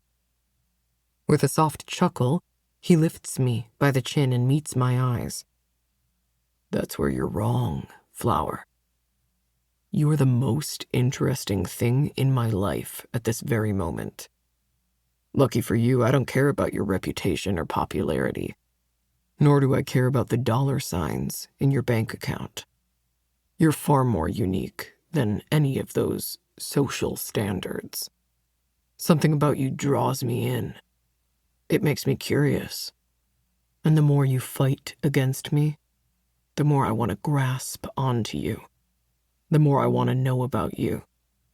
Fate brought us together, and I want to test it out. See what happens next. Now let me show you what I want from you. His huge hands skim up my arms and then cup around my neck, coming to rest at my cheeks. Maybe it's because I remember how his hands felt on my body that night, how high I got when I finally accepted I'd been caught. I was a rabbit in a trap, and Drew was the hunter. I don't know, but I don't want to push his hands away. While at the same time, the fear thickening in my stomach makes it hard for me to just give in to this. He's demanding and brutish, arrogant and spoiled, and worst of all, I don't like him. Not really. My body, however, wants to explore all the things he's offering. The slightest touch of his hands on my skin has my nipples hardening and my core clenching. I'm already wet from just the barest of touches. Shivers rack my body and I can't stop them. He looms over me, letting me shake in his grasp. Almost like he's enjoying it. Are you going to try to run? Make me chase you or hunt you down? His breath fans against my ear, and I swear my shivering intensifies. Remember how well that went last time? You thought you were going to get away, but you didn't. I caught you right between my teeth. It was only us out in those woods, at least for the most part. Here, students are everywhere. Do you want to give them a show? I could bend you over in the middle of the atrium, rip off your jeans and sink into that hot pink cunt of yours. Is that what you want? Maybe that should be your punishment for sassing me. My eyes bulge out of my head. The mere thought of him taking me in front of students and staff. I can feel the heat rising, embarrassment climbing up my neck. You're looking a little sick. Are you sure that's what you want? Do you want me to fuck you in front of everyone just to prove a point? I whimper and shake my head. No, please, I don't want that. His gaze sharpens. Okay, then you need to listen to me and do as I say. My patience is dwindling by the second. I've wanted to touch you since the moment I sank inside you the first time. I did what I could to stay away, but denying myself what I want isn't something I typically have to do. And while your fire and fight turn me on, I'm closer to the edge of snapping than I care to admit. So let me touch you. Let me do what I want. And maybe I'll allow you to go for a while longer. A little while? I whisper. If I didn't make it clear enough for you that night, I'll explain again. This isn't a one-time thing. Until I say otherwise, you're mine and belong to me. I will do whatever I want with you when I want to. Your opinion doesn't matter to me. Only my wants and needs. But don't get it twisted. You're a possession. A pretty little trophy I get to set on my shelf. Be good, and I'll show you the most intense pleasure. But try to fight me, and you'll be in for a world of hurt. He bites off the last words with an almost angry click of his teeth. His even, shiny white teeth. I'm wondering how they'd feel on my skin, in my neck, my shoulder, my ass. Stupid. I can't be thinking like this. As if he can read my mind, he gives a small, knowing smile. You're going to be a good girl and do what I tell you. Tired of his arrogance, I thrust my chin up and glare. And if I don't? The darkness of his eyes seems to go deeper, and his face comes down to my level like a predator scenting his prey. Do it. Run. We both know how it will end. Plus, it turns me the fuck on to chase you down and force my cock inside you. Maybe I'll claim your second virgin hole just to prove a point. You're an asshole, I growl. But any future words are cut off when he shoves 3 fingers past my lips and curls his palm around the rest of my mouth, securing his hand under my chin. I'm so much worse than an asshole. But if you behave, you'll never have to experience that side of me. Now be good and let me touch you. I'm dying to touch you, Flower. I whimper as he shoves at the waist of my jeans, pushing them down to my knees. Oh my God, we can't do this here. What if someone catches us? I struggle in his grasp, ready to kick him in the junk to get away if I have to. I should have done it earlier. Why didn't I? With his body situated the way it is, I can't get my knee close enough to his junk. Shh, calm down. If I wanted someone to see you like this, we'd have just stayed at the tables. I want to growl at him, but all I can do is stare at him with a pleading look, hoping he can see the fear painted in my features. If it helps any, I don't share, at least not usually. I'm very possessive of my toys. Toys? I'm not a possession. I've already told him this. I attempt to open my mouth wider around his fingers so I can speak, but that backfires on me, and he takes the opportunity for what it is and shoves his fingers deeper. I gag on the thick digits, and pleasure zips straight through me and into my pulsing core. I'm both furious and turned on, but at the moment I'm more turned on than angry. What is wrong with me? Clearly I've lost my damn mind because I continue to let this charade go on. My core pulses, burning with need, and all I can do is squeeze my thighs together and babble as I beg him to touch me where I need it most. A need I hadn't ever really felt until that night in the woods. His hot breath fans against my ear. I wasn't lying to you. I've been thinking about touching you since the second you ran off on me. And I've wanted to fuck you again since the moment I finished the first time. I didn't even wash your blood off my cock right away. I'm invested in you, Flower. His lips nibble along my throat, and my every breath becomes a pant. It's really your own doing that you're here in this situation, about to be finger-fucked against a dusty bookshelf. If only you had kept your pretty mouth shut, maybe I wouldn't have noticed you. Who knows? Maybe I would have anyway. A gurgling sound escapes my throat as he alternates between sucking on my neck and nipping at it with his teeth. The evidence of my arousal pools between my legs. I'm so turned on, it's embarrassing. Using his knee, he roughly shoves my legs apart. The fabric of his jeans is cold against my bare flesh. My nipples ache right along with the spot between my legs. Fuck, Flower. I thought you hated me. He pulls away and directs his attention to the space between my thighs. The insides are coated and slick with arousal. This doesn't look like hate, baby.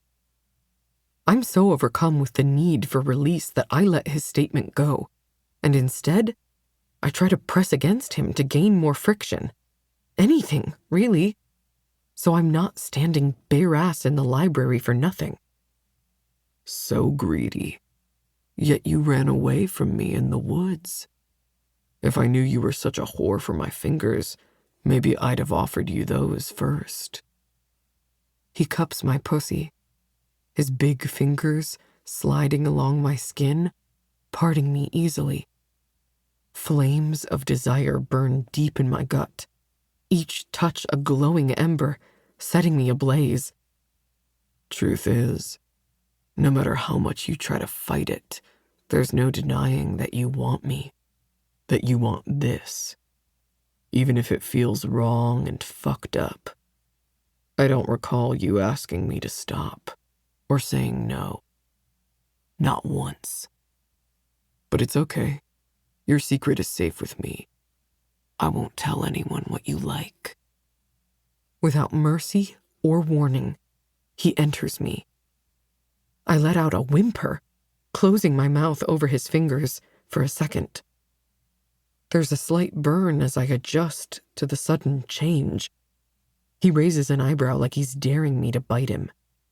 I know better than that. Somehow, he can read every thought running through my head and predict my next move like a real predator. So tight and perfect. He growls against my throat and presses close, his erection hard against my upper belly. How did that thing fit inside me? You're such a good girl when you want to be. Drew withdraws his fingers, dragging them through my wet folds and stopping once he reaches my clit. He circles the tiny bud, swirling expertly across every nerve ending, lighting my entire body on fire. How does he know how to touch me better than I do? My eyes bulge, and I let out little gasps at every flick of his wrists. He moves the fingers in my mouth, fucking me with them, making me gag on them, as he fucks my pussy with the other hand, and I grow wetter and hotter with every heartbeat. Suck. Suck my fingers like you're sucking my cock, he demands, his voice rough. I do as he says, chasing a high I know only he can provide me. I suck and lick his fingers greedily, and he continues stroking my clit, bringing me closer and closer to bliss. I can feel the pleasure building, and my eyes start to flutter closed, but he gives me a little shake, forcing my attention back on him. No, I want to see your eyes when you cream all over my fingers. Look at me. Watch me. Do you feel what you do to me? How hard you make me? I'm going to explode inside my fucking jeans at any second because of you. He sounds angry, but a softness in his eyes leaves me confused. With our gazes locked, I feel the rope tethering me to him tightening. This feels too close, too intimate, and I struggle to continue meeting his gaze.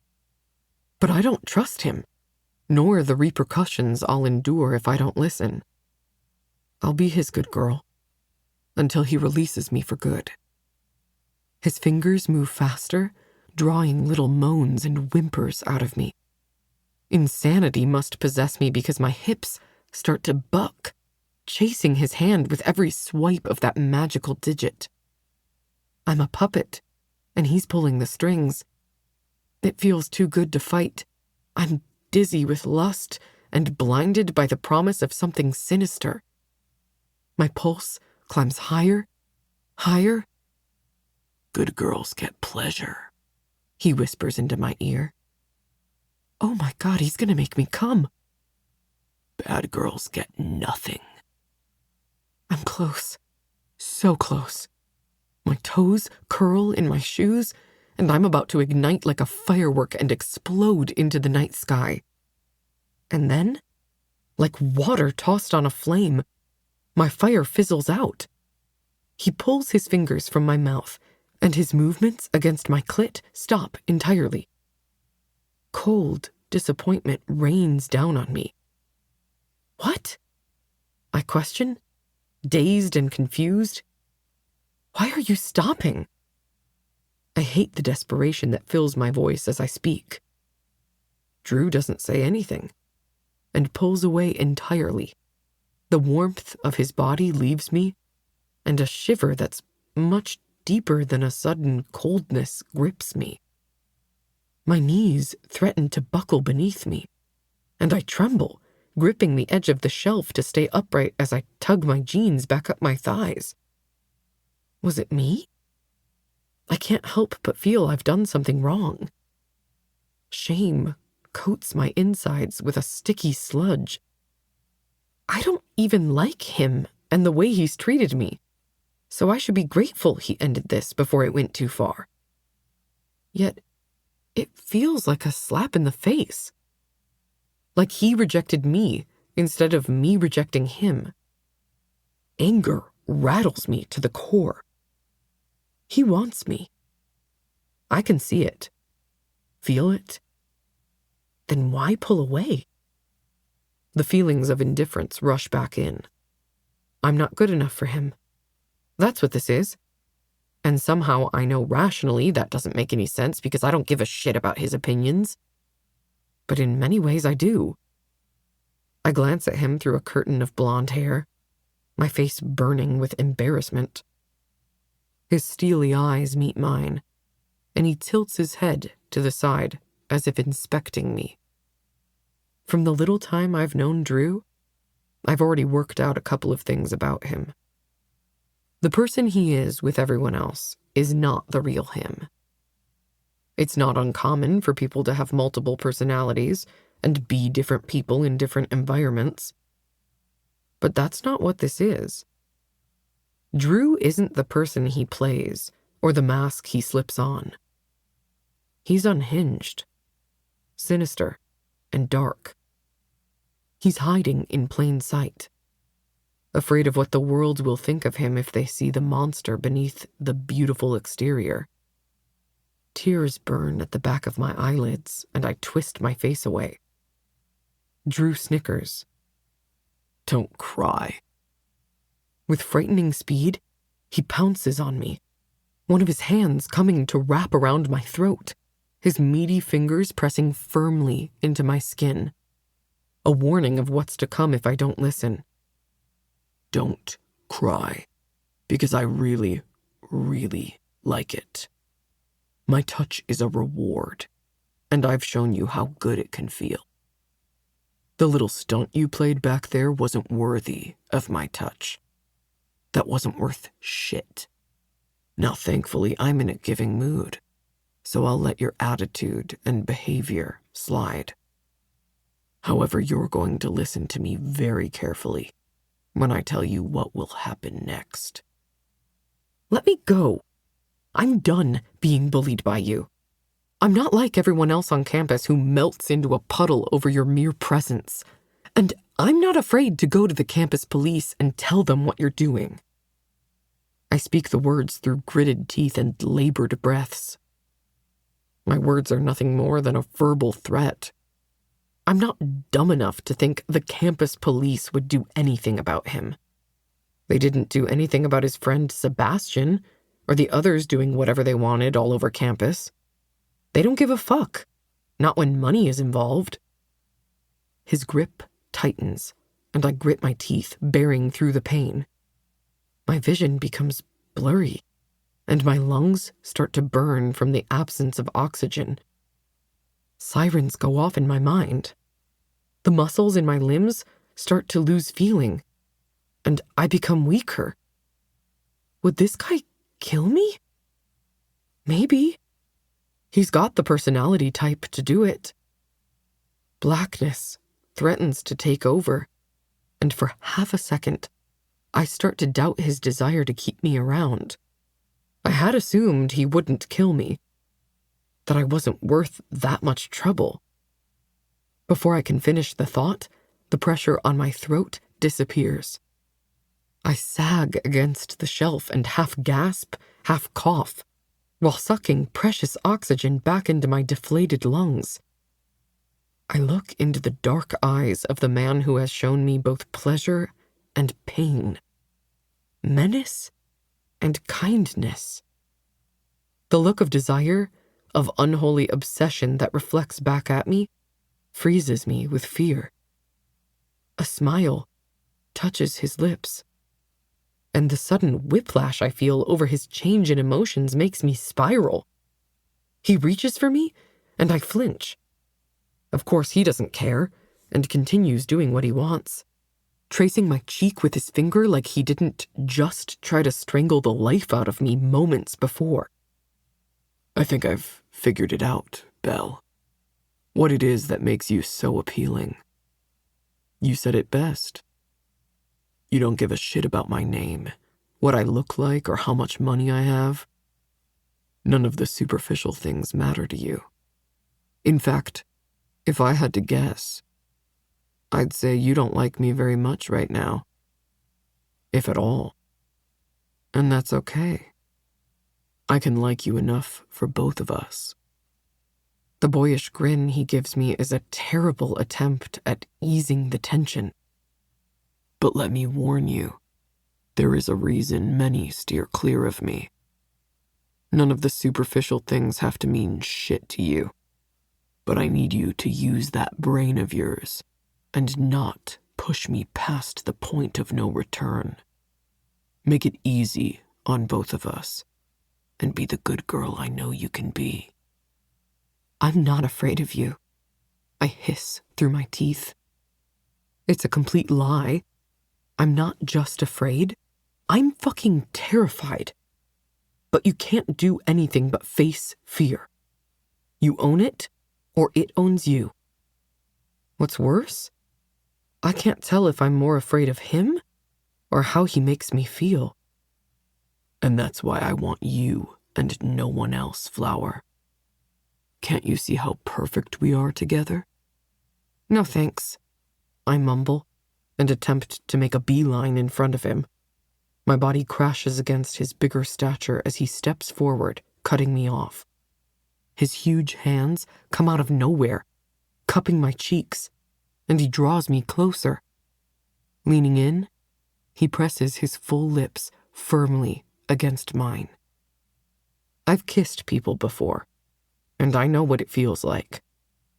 This isn't a kiss. It's a fucking claiming. A form of ownership, a show of dominance. His tongue probes against my lips, and I press my own tighter together, refusing to allow him entrance. He fixes that with a simple press of his thumbs into my soft cheeks. Pain fills my face, and I open my mouth on instinct to stop it. His tongue invades my mouth and tangles with my own. His touch, his kiss, it's a promise, a warning. The thing is, I've been dealt a shitty hand my entire life, and I've determined the only way I can get a better hand is if I do the dealing. Choosing my next move, I lift my hands and press them against his chest flat. Then I sink my teeth into his lip, hard enough that the coppery tang of blood fills my mouth. I shove him at the same time as he pulls back, his body teetering and off balance.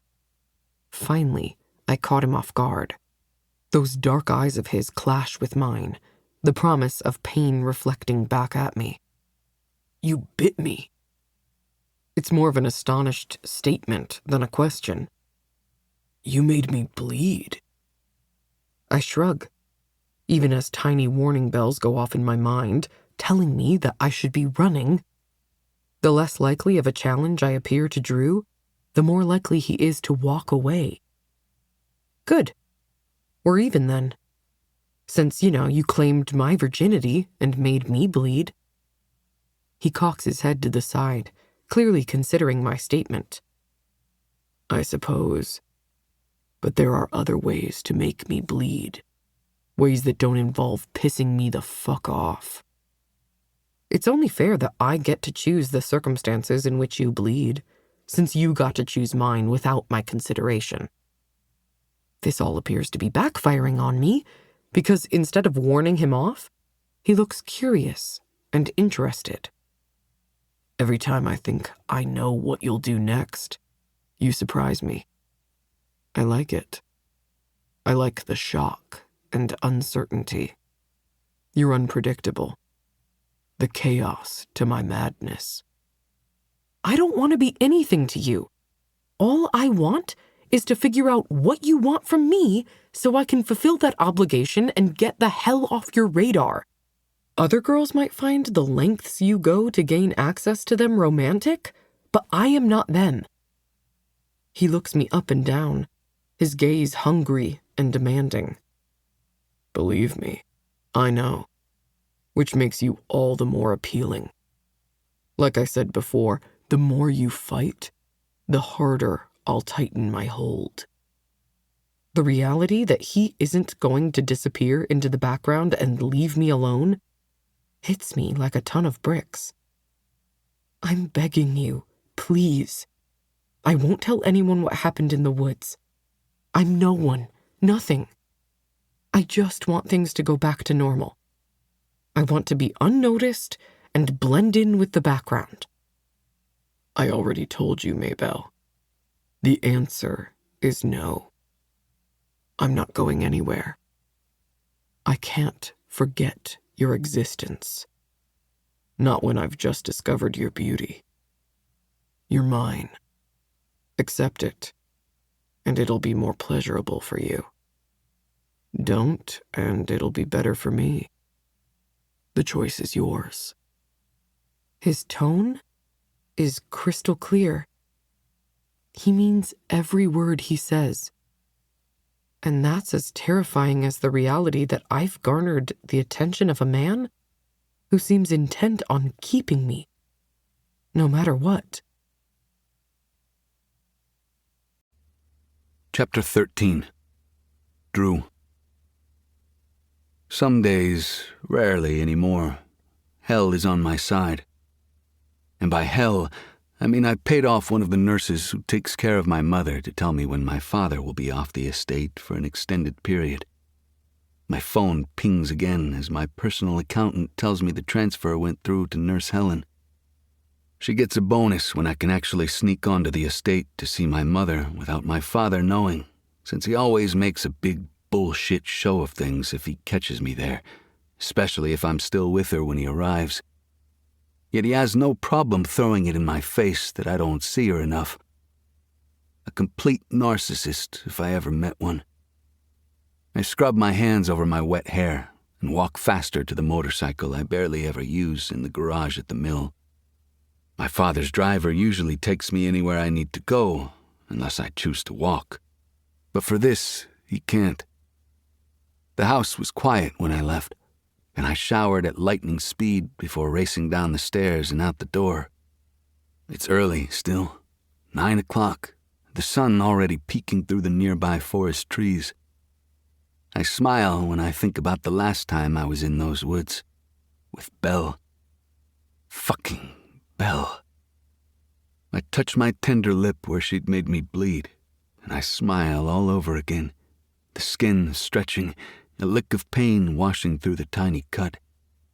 Yes, she's so much more than I thought she'd be.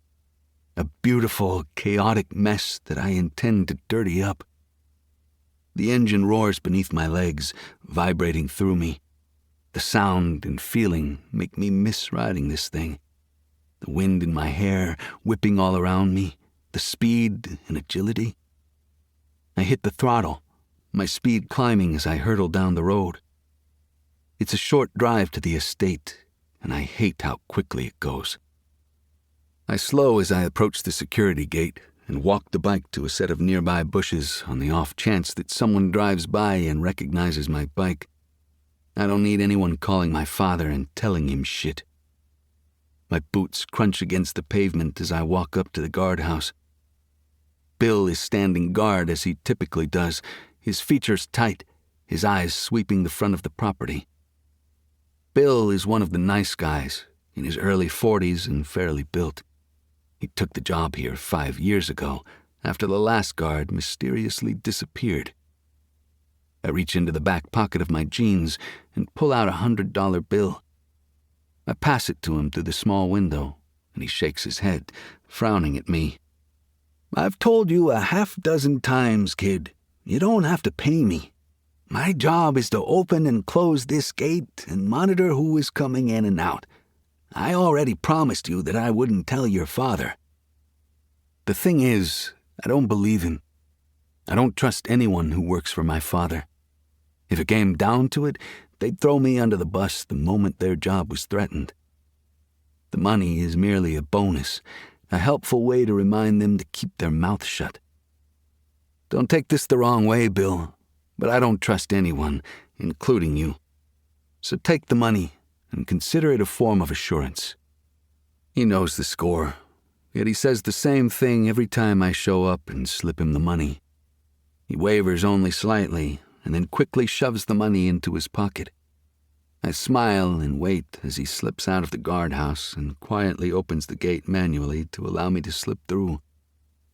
It's not a perfect system, and it requires several key elements all to coincide. But the effort is always worth it to see the smile on my mother's face. I jog up the long driveway and cut through the side yard to the back kitchen steps and the small door there. It's never locked, as it isn't today either when I turn the handle and slip inside. If any of the other staff see me, they won't think anything of it. Very few know how tightly my father regulates my visits. My hands are tacky as I rub them on my jeans, moving quickly. It's been far too long between visits, and I feel like a piece of shit for not seeing her sooner. But with school, football practice, and my commitments to the mill, it's been difficult to sneak away. Guilt chews up my insides as I walk down the long hallway leading to my mother's suite. The walls are adorned with photos of our family, the three of us. The images portray us to be some big, happy family, but I know better. I do my best not to look at them as I pass by. It's all a sham, a fucking lie. At the end of the hall, I turn left and enter her wing of the house. Since my mother's illness progressed, my father felt it would be best for her to move to the other side of the house, so now they occupy separate wings. Probably so he can get away with fucking whatever whore it is he brings home. Anger simmers in my gut, and I tamp it down when I enter her bedroom. I won't let my thoughts of him become a dark spot on this visit. The nurse glances at me as I enter and gives me a nod before going to the other door across the room to give us some privacy. I haven't even reached my mother's bedside and she's speaking. "Andrew Bryan Marshall, you better stop right there and explain why it's been so long since you visited. I know school and football are important, but I can't exactly come to you. I might be sick, but I'm still your mama. Or have you forgotten that?" The sting of her words makes it difficult for me to feel anything but guilt and shame. I throw myself into the chair next to her bed and reach my hand out to her, intertwining our fingers gently. "I'm sorry, Mom. I didn't mean to wait so long. It's just been nonstop at school. I haven't forgotten you. How could I possibly do that?" I give her a genuine smile, one that I only save for her. As always, without any further prompting, she nods like she forgives me and simply moves on.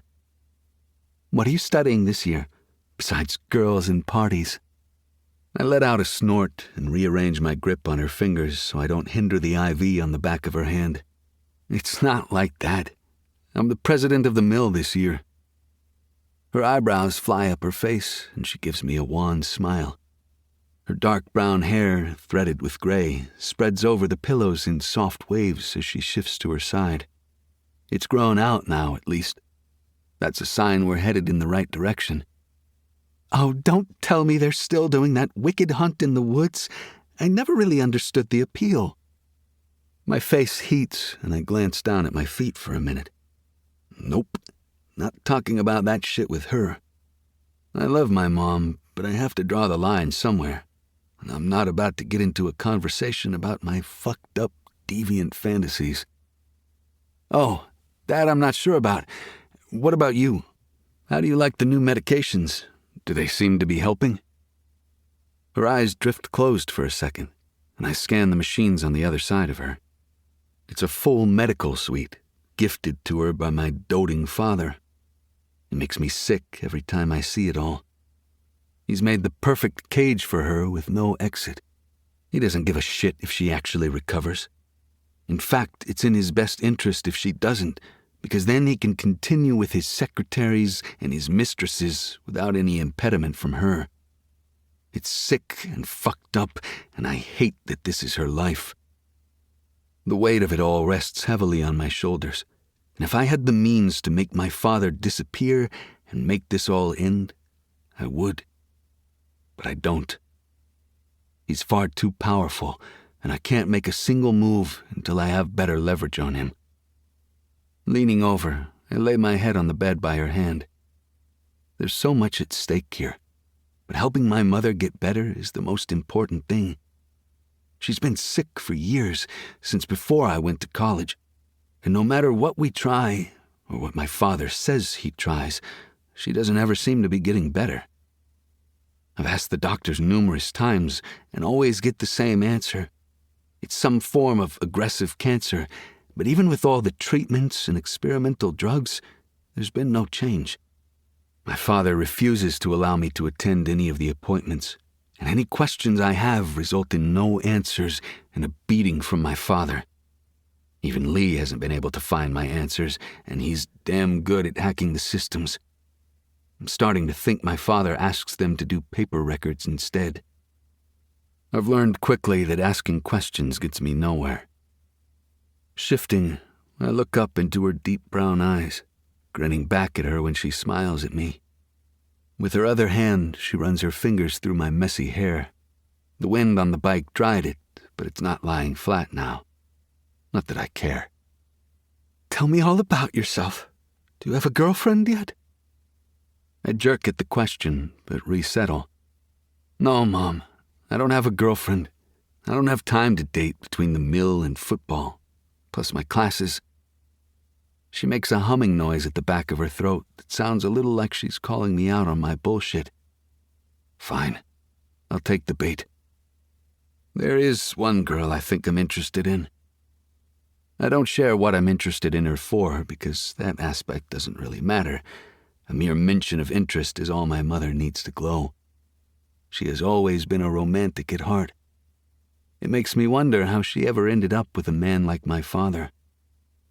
The bubble of joy from the moment bursts in an instant when the hall door creaks open and my father walks in. I guess I didn't realize it was this late in the afternoon. I thought for sure we'd have more time together before he arrived home. His fingers work to loosen his tie, and I watch as the light on my mom's face dims.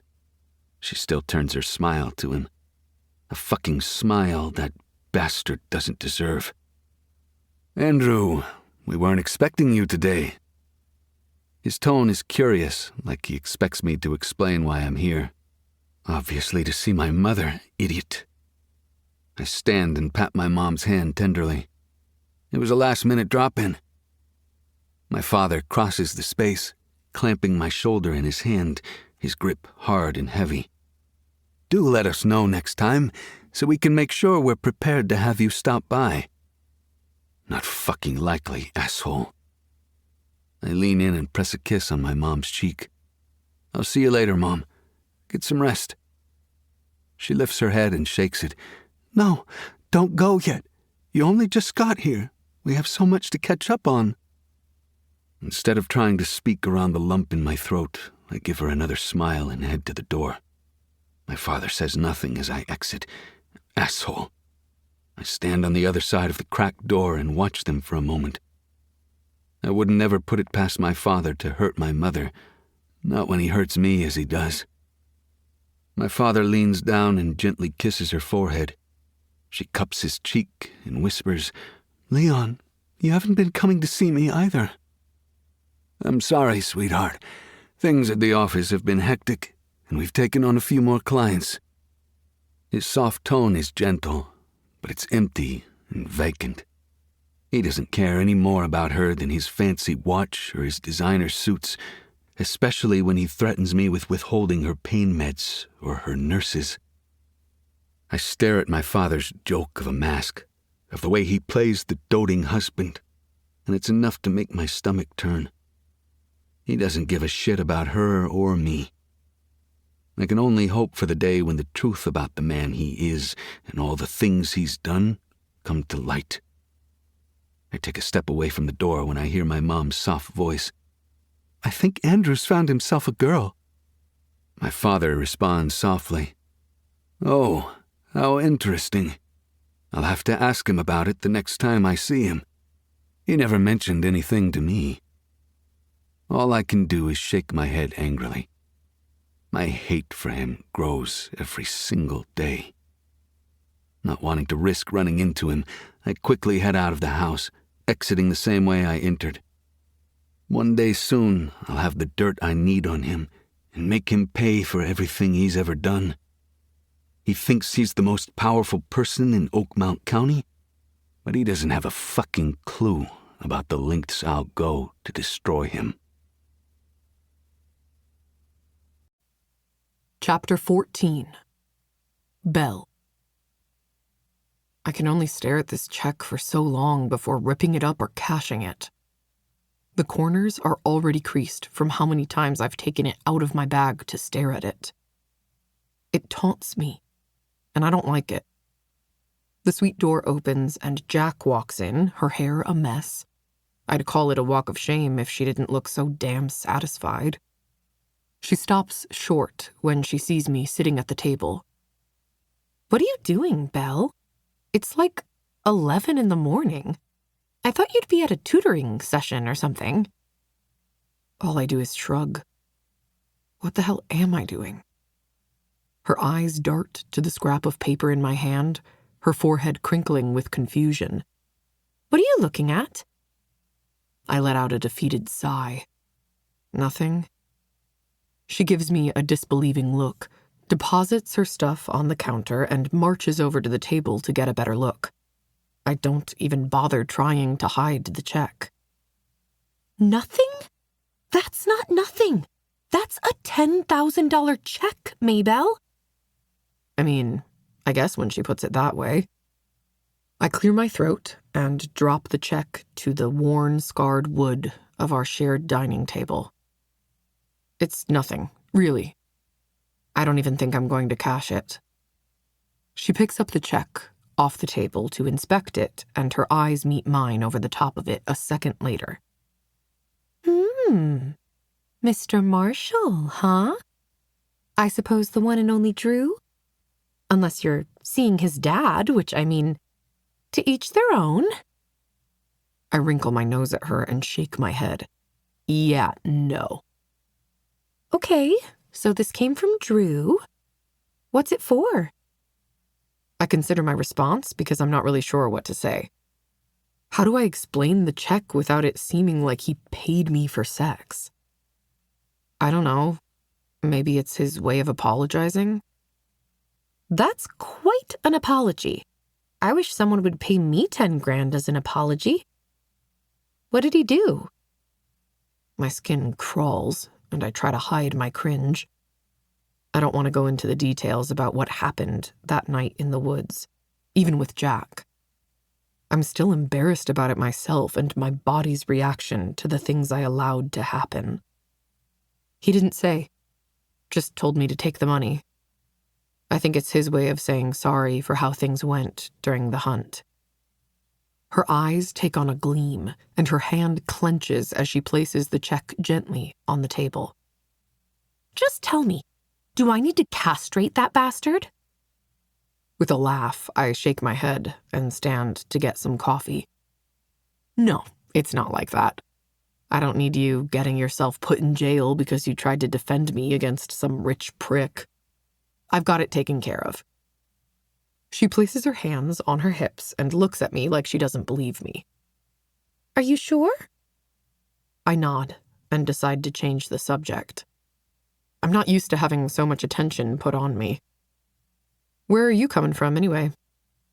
She shakes her head. "Huh, not falling for that. Let me shower really fast, and then you and I are going out." I freeze, coffee cup on the way to my lips. Going out where? I'm only in my leggings, and I don't even have a bra on. I haven't even brushed my hair or teeth. All she offers is a shrug before disappearing into her room. A moment later, she reappears and slips into the bathroom with her bath basket in hand. You better be ready to go when I get out. There's no questioning her. Not when she's demanding I be ready. The bathroom door closes, and the creaking of pipes fills the space as she turns on the water. I roll my eyes and take a sip of coffee and head into my room to put a bra on. I make myself look half presentable, tossing my long blonde hair up into a messy bun. Then I walk back out into the kitchen and stare down at the check sitting on the table. I hate how much I need that money, but I hate even more how I obtained it. I'm not sure how long I stand there, war raging inside my mind, but it's long enough for Jack to finish her shower. She's fully dressed when she exits the bathroom, and her long, silky wet hair is piled on top of her head. Are you ready? Because you're standing in the same spot I left you, minus your hair being on top of your head. I grin. Yes, I'm ready. She beams and motions to the table. Good. Let's go. I'm driving. Grab your wallet and that guilt check. I do as she instructs, while she grabs her car keys and wallet off the counter. We make the short trek down to the parking lot, and she unlocks her car with the key fob. She drives a silver crossover made in the last 5 years at least, unlike my own beat-up vehicle. I sigh when we climb in, as the scent of vanilla from her air freshener reaches me. My car always smells like 100-year-old chicken nuggets, no matter how many times I clean it or the type of air freshener I purchase. Jack's driving scares me a little. Okay, a lot. A couple of months ago, she hit a person in the crosswalk, and her excuse was they were moving too slow. Luckily, she ended up with only a ticket, but I'm not sure how. Since then, I've been overly cautious when she drives. Except for today. I'm too tired to really care. I don't even question where we're going or how long we're going to be gone. Since school started, we've both been incredibly busy, only having enough time to see each other in passing. She's always out, and I'm always at the library. We need this time together. So, what's going on with you and Drew? And don't say nothing. I flinch at the mention of his name. He's nothing. We don't even live on the same planet. He's a rich, spoiled jock, and I'm, well, me. I'm not lying, Jack. Nothing is going on between us. She turns her head to glance at me. Stop talking about my friend that way. I happen to find her awesome. She's smart, sexy as hell, and honestly, a complete catch. Stop it. I shake my head. I'm glad you think so highly of me. If only I could see all those things as well. You can, silly. You just choose not to. Jack turns right at the stoplight into the parking lot of a mini-mall with numerous shops. There's a cookie place, a cell phone store, and a bank. I turn in my seat and stare at her for a moment. If she thinks I'm going to cash this check, what are we doing here? She grins. Do what you do at banks. Duh. I let out a defeated sigh and stare out the windshield. I can't, Jack.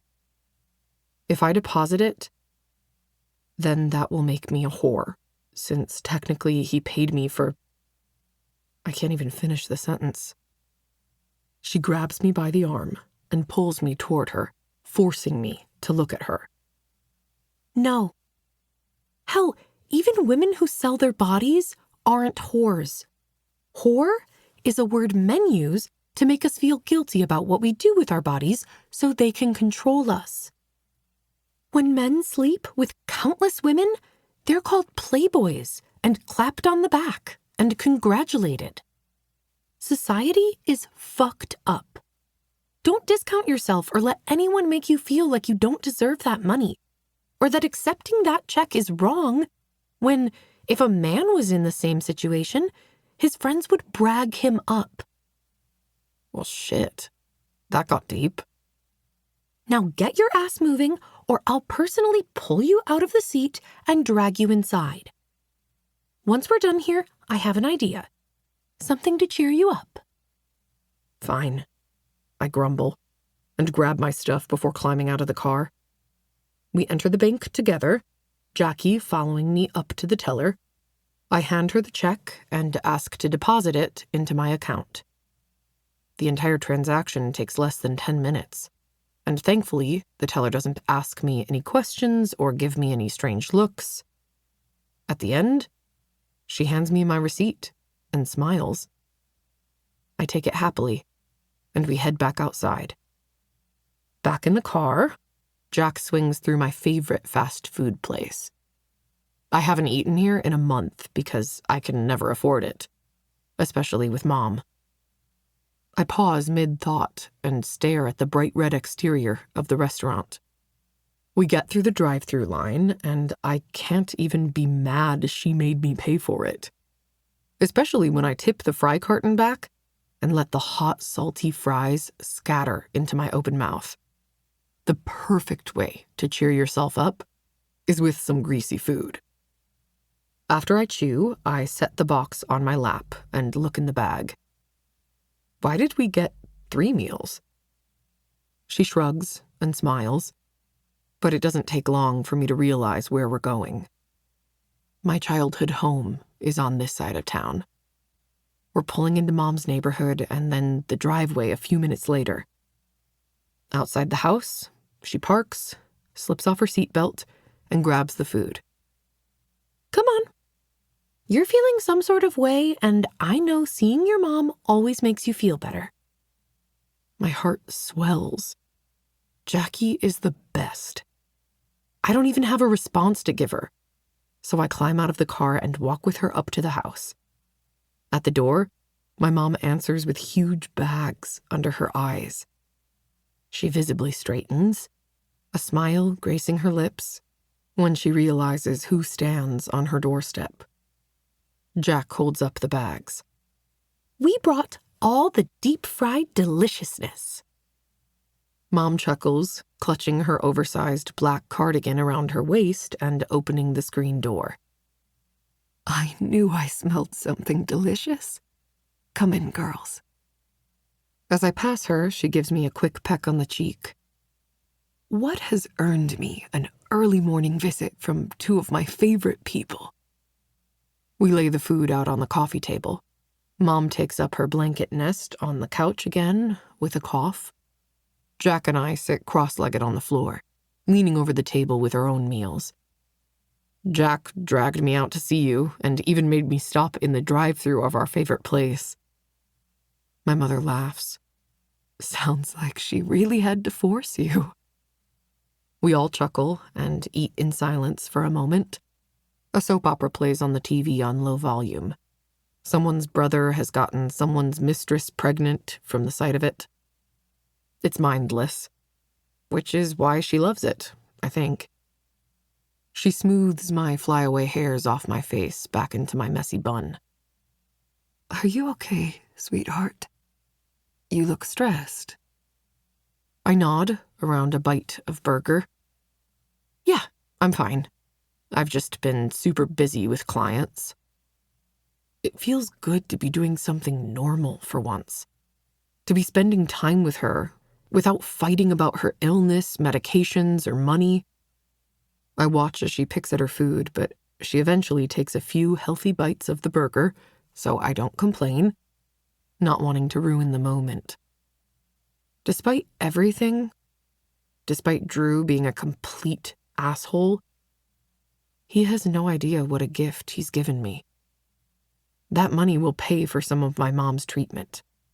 But more so, it's given us a normal, pain-free moment to spend together.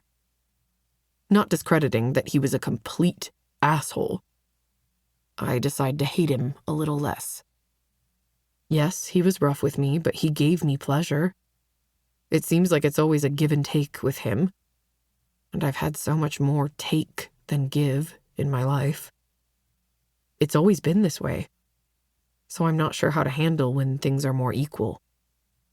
Not exactly fair, since he insists I belong to him, but I can't do anything about that.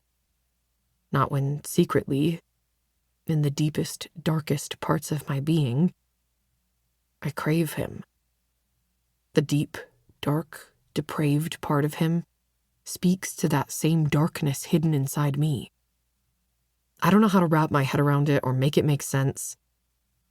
But like everything else in my life, I'll learn more with practice.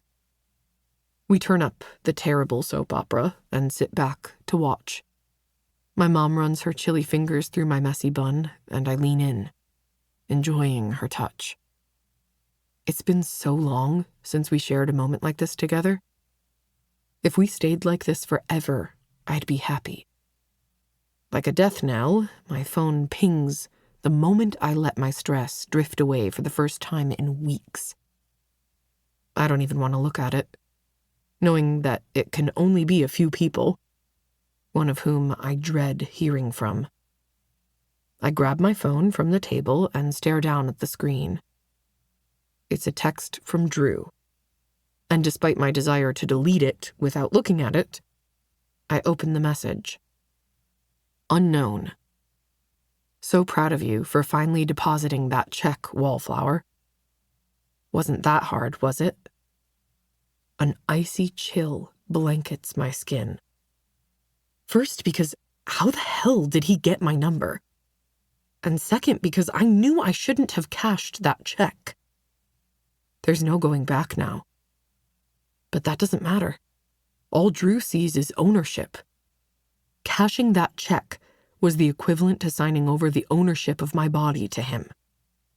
He knows how much I need the money. And because of that, he's put me between a rock and a hard spot. I close out the message, choosing not to respond. Responding wouldn't change a thing. Nothing I say matters to him. I glance over at Jackie and find she's laughing at the dumb show, right along with Mom. All I can do is smile, because I can't bring myself to ruin this moment.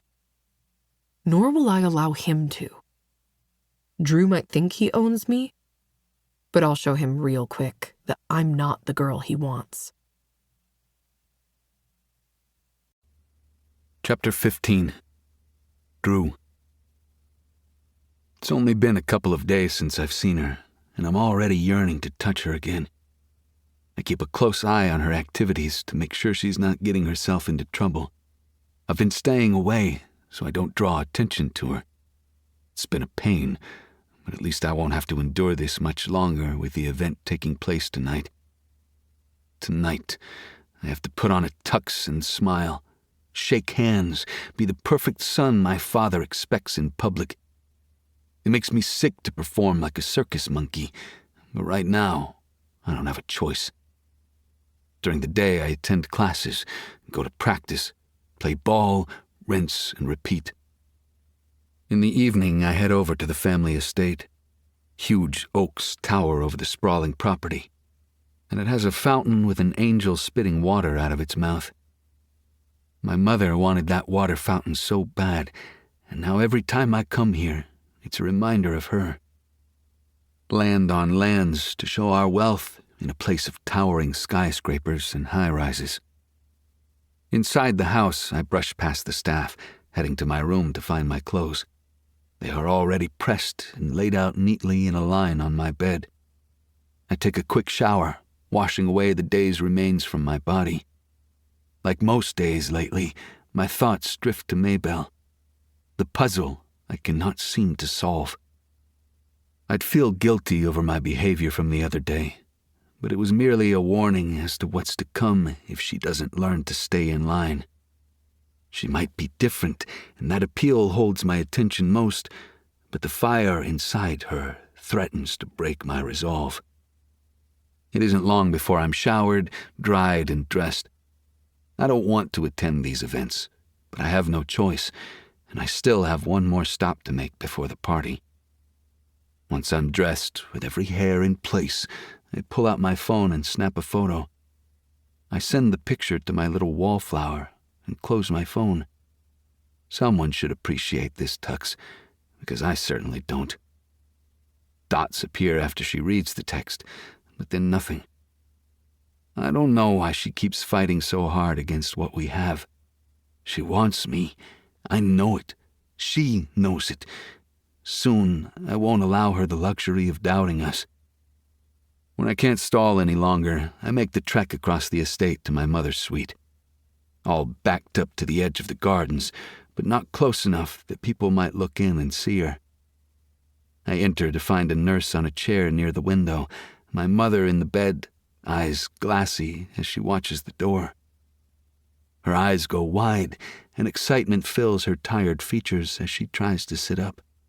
I rush over and gently help her lie back again. "No, Mom, stay put. You can admire me from there. I don't want you hurting yourself trying to sit up." She chuckles, and her laughter soon becomes a cough. "You look so handsome, sweetie." I can't help but grin at her old nickname for me. "Thanks. One of Dad's parties. You know how it is." I make my voice deeper and sit in the chair by the large, hospital-like bed. "It's be there or else."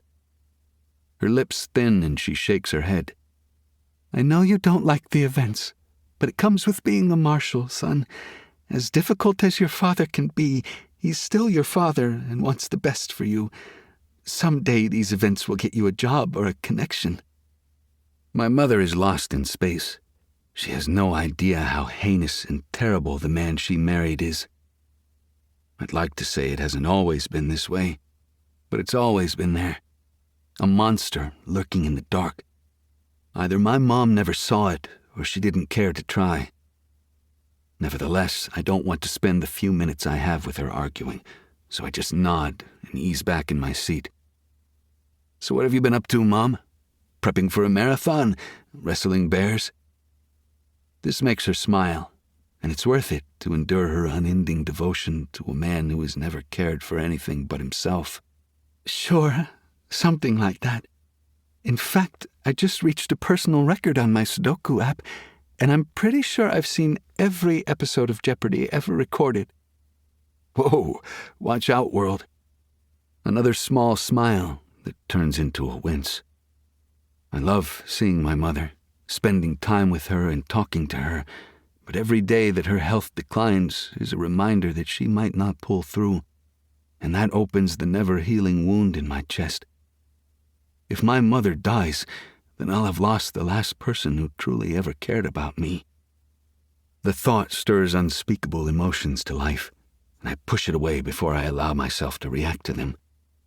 I wish I could see my mother more often, but the truth is, seeing her like this kills me.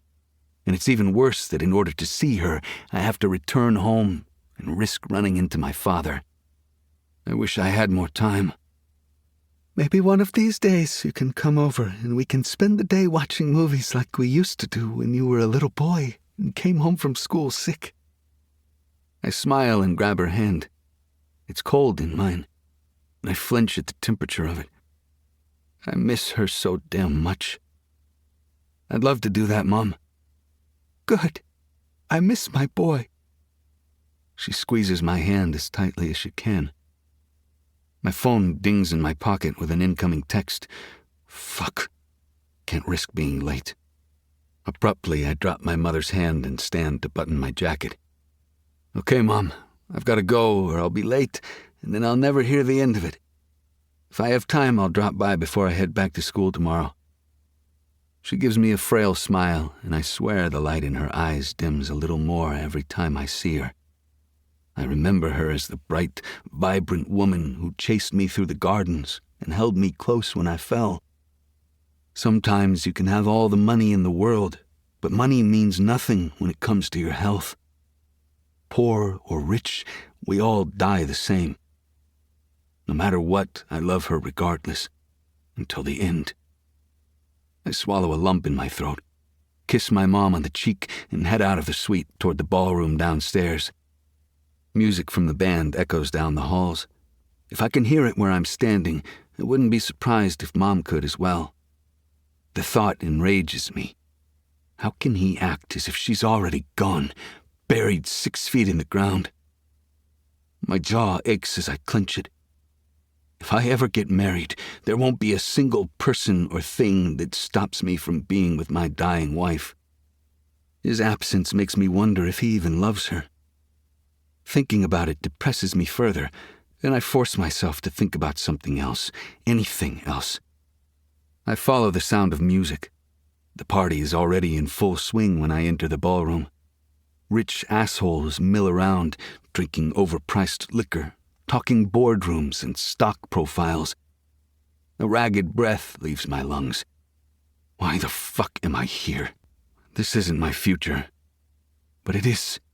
This is all you have.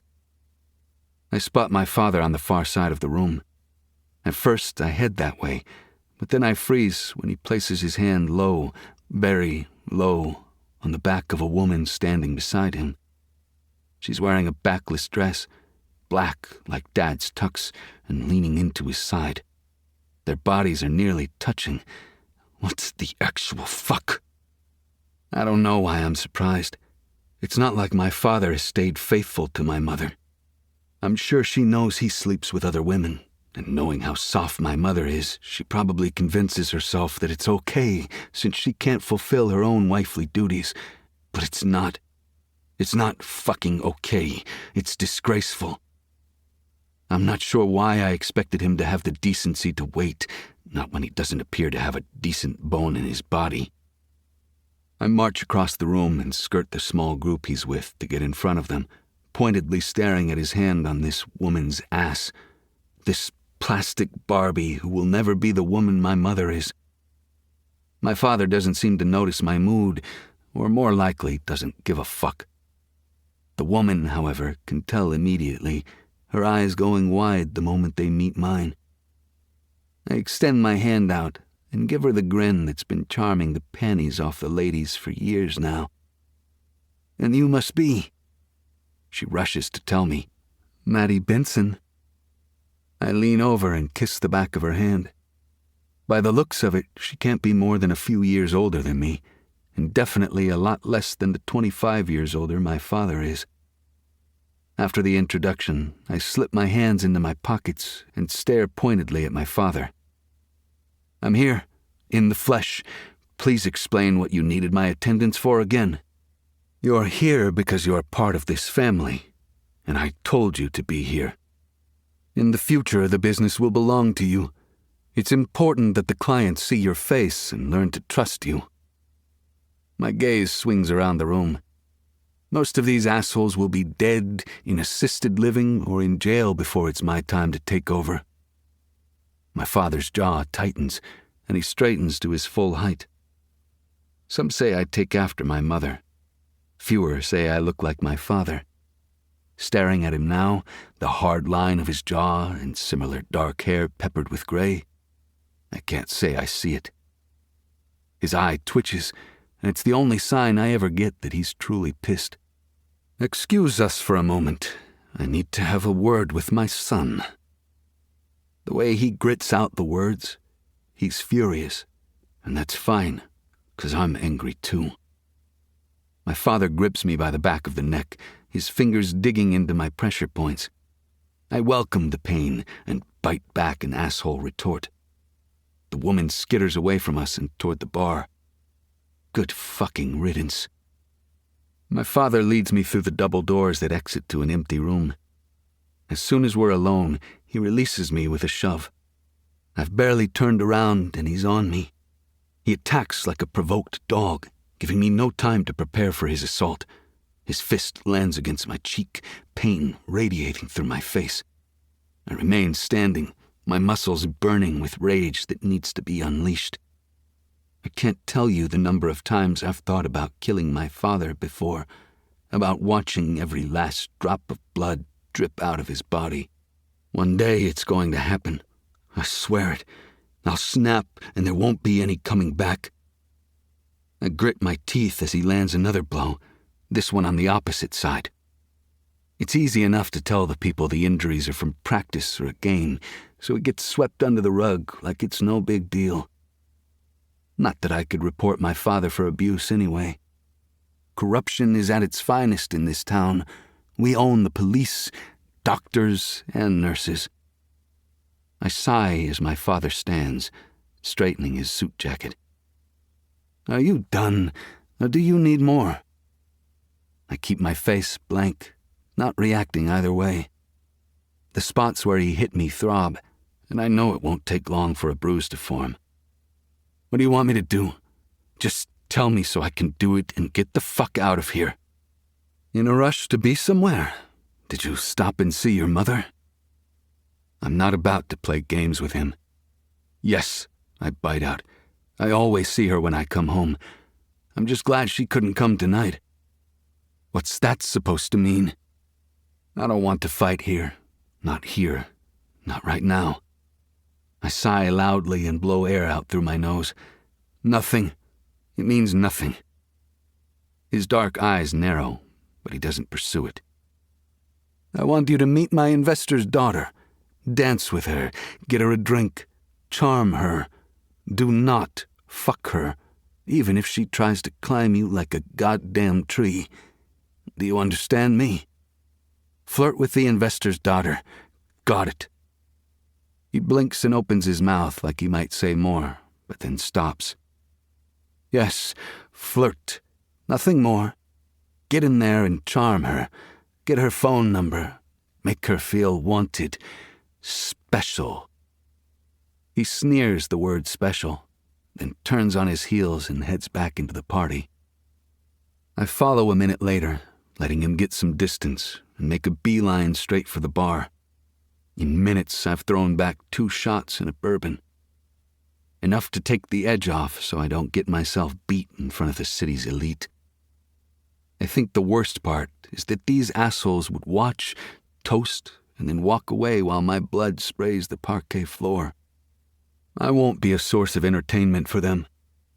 It's even worse on nights like tonight, when my friends' parents are here. Lee, Sebastian, and Aries have their own parental issues to deal with, but it doesn't make them witnessing my humiliation at the hands of my father any less. Sometimes my friends show up too.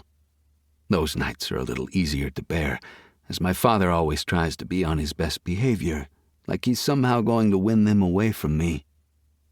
When I've fortified myself, I approach my father, who's talking to a young woman and an older man. The girl is the one, I assume, he wants me to charm. Maybe I should take her to the other room and flip up her skirt just to spite him. I'm sure it wouldn't take much effort. I turn on the smile and ask her to dance. She watches me with enough hunger in her eyes, just like all the bitches at school do. She wants me, and I could have her just as simply if I wanted. I lead her onto the dance floor and wait until she speaks. So your father says you play football. I make a non-committal hum as I lead us around in a slow waltz. And you are the current president of the mill. This time I grin at her. That's not supposed to be common knowledge. Did he tell you that too?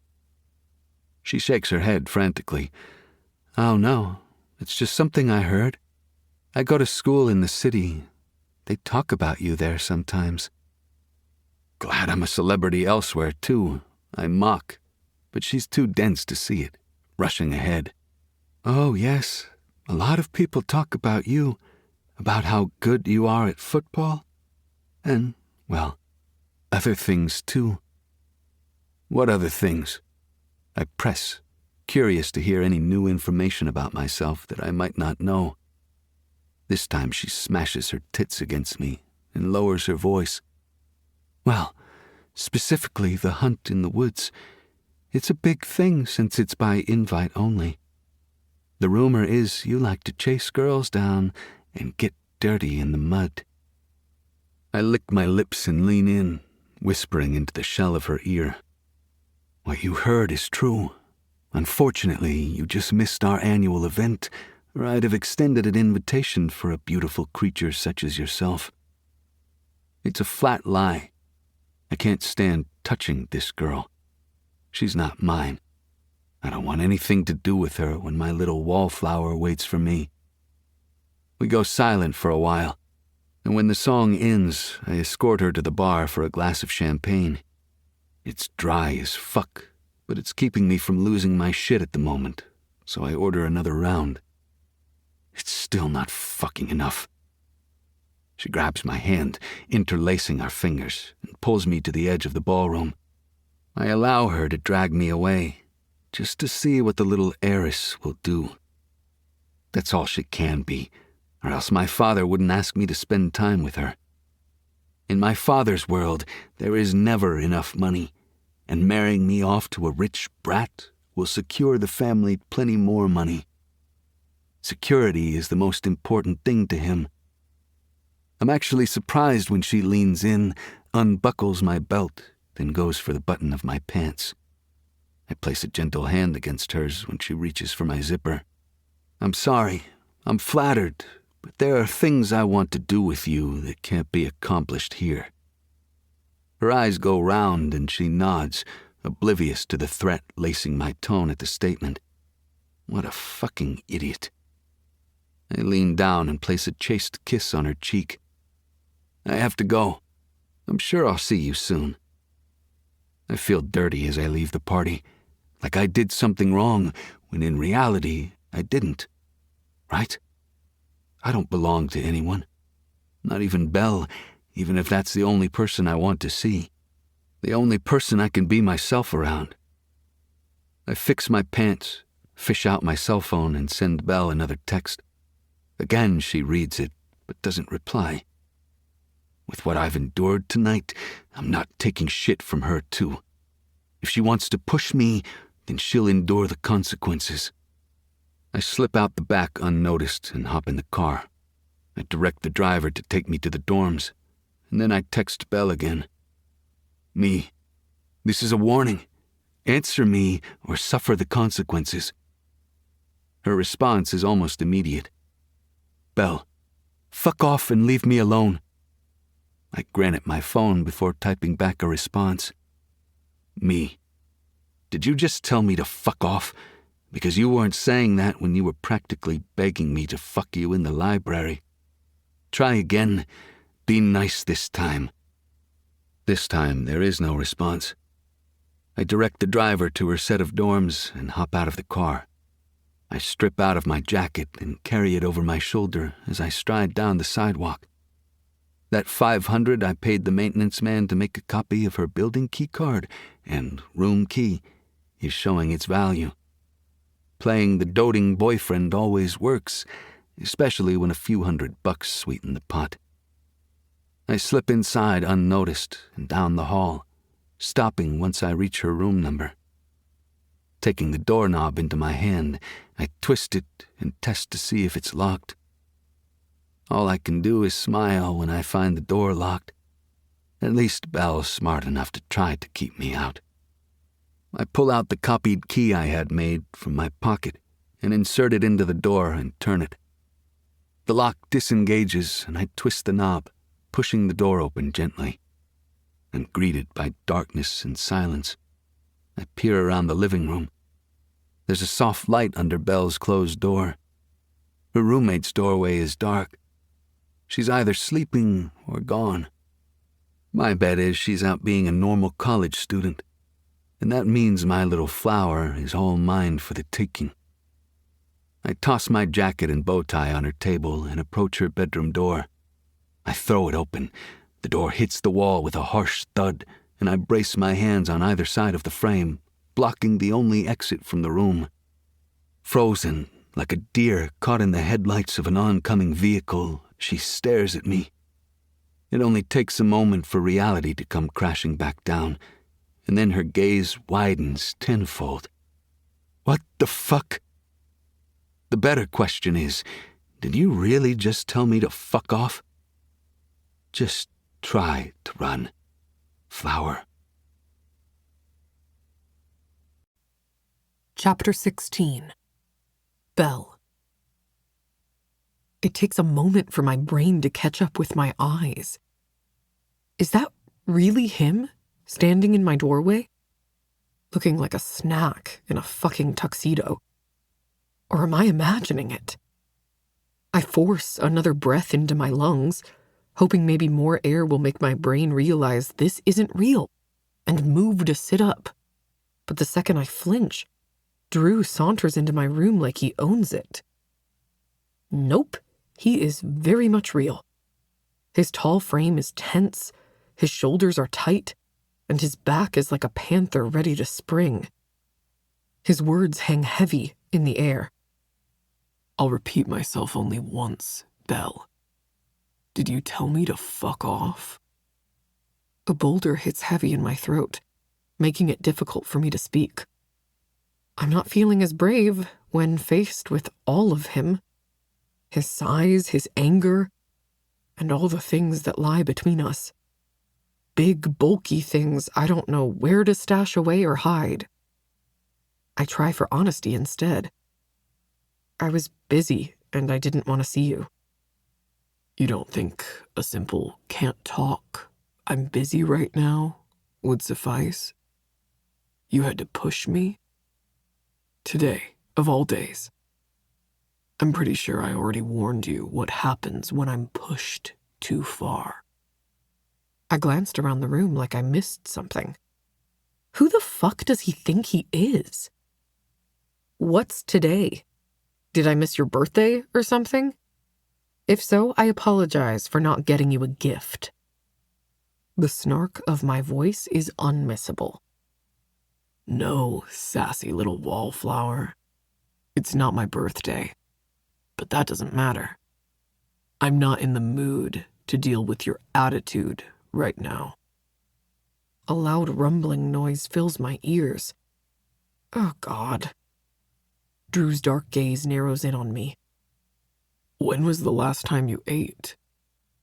I clear my throat, gripping the blankets tightly, like they have the power to save me from this brutish man.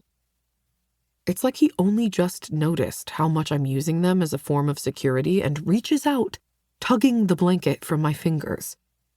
I'm not prepared for the hard jerk he gives, and nearly tumble out of bed in the process.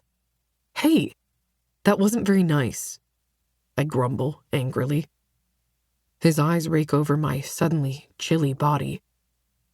An eruption of goosebumps develops when his eyes lock on my ever-rising chest and my tight nipples that press against my thin white tank.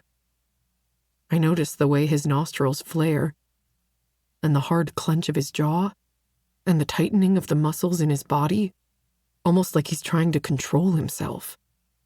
Like he's a prowling animal, wanting to eat me alive at any moment. Regardless of my thoughts, and with the reminder of what happened in the library between us, and how heartless and temperamental he can be, my body's reaction to him is the same. My muscles tighten, and my core becomes damp. I swear the temperature inside the room rises 10 degrees. My physical attraction to him makes it harder for me to deny that I actually hate him, especially when my body tells me otherwise. Part of me even likes him.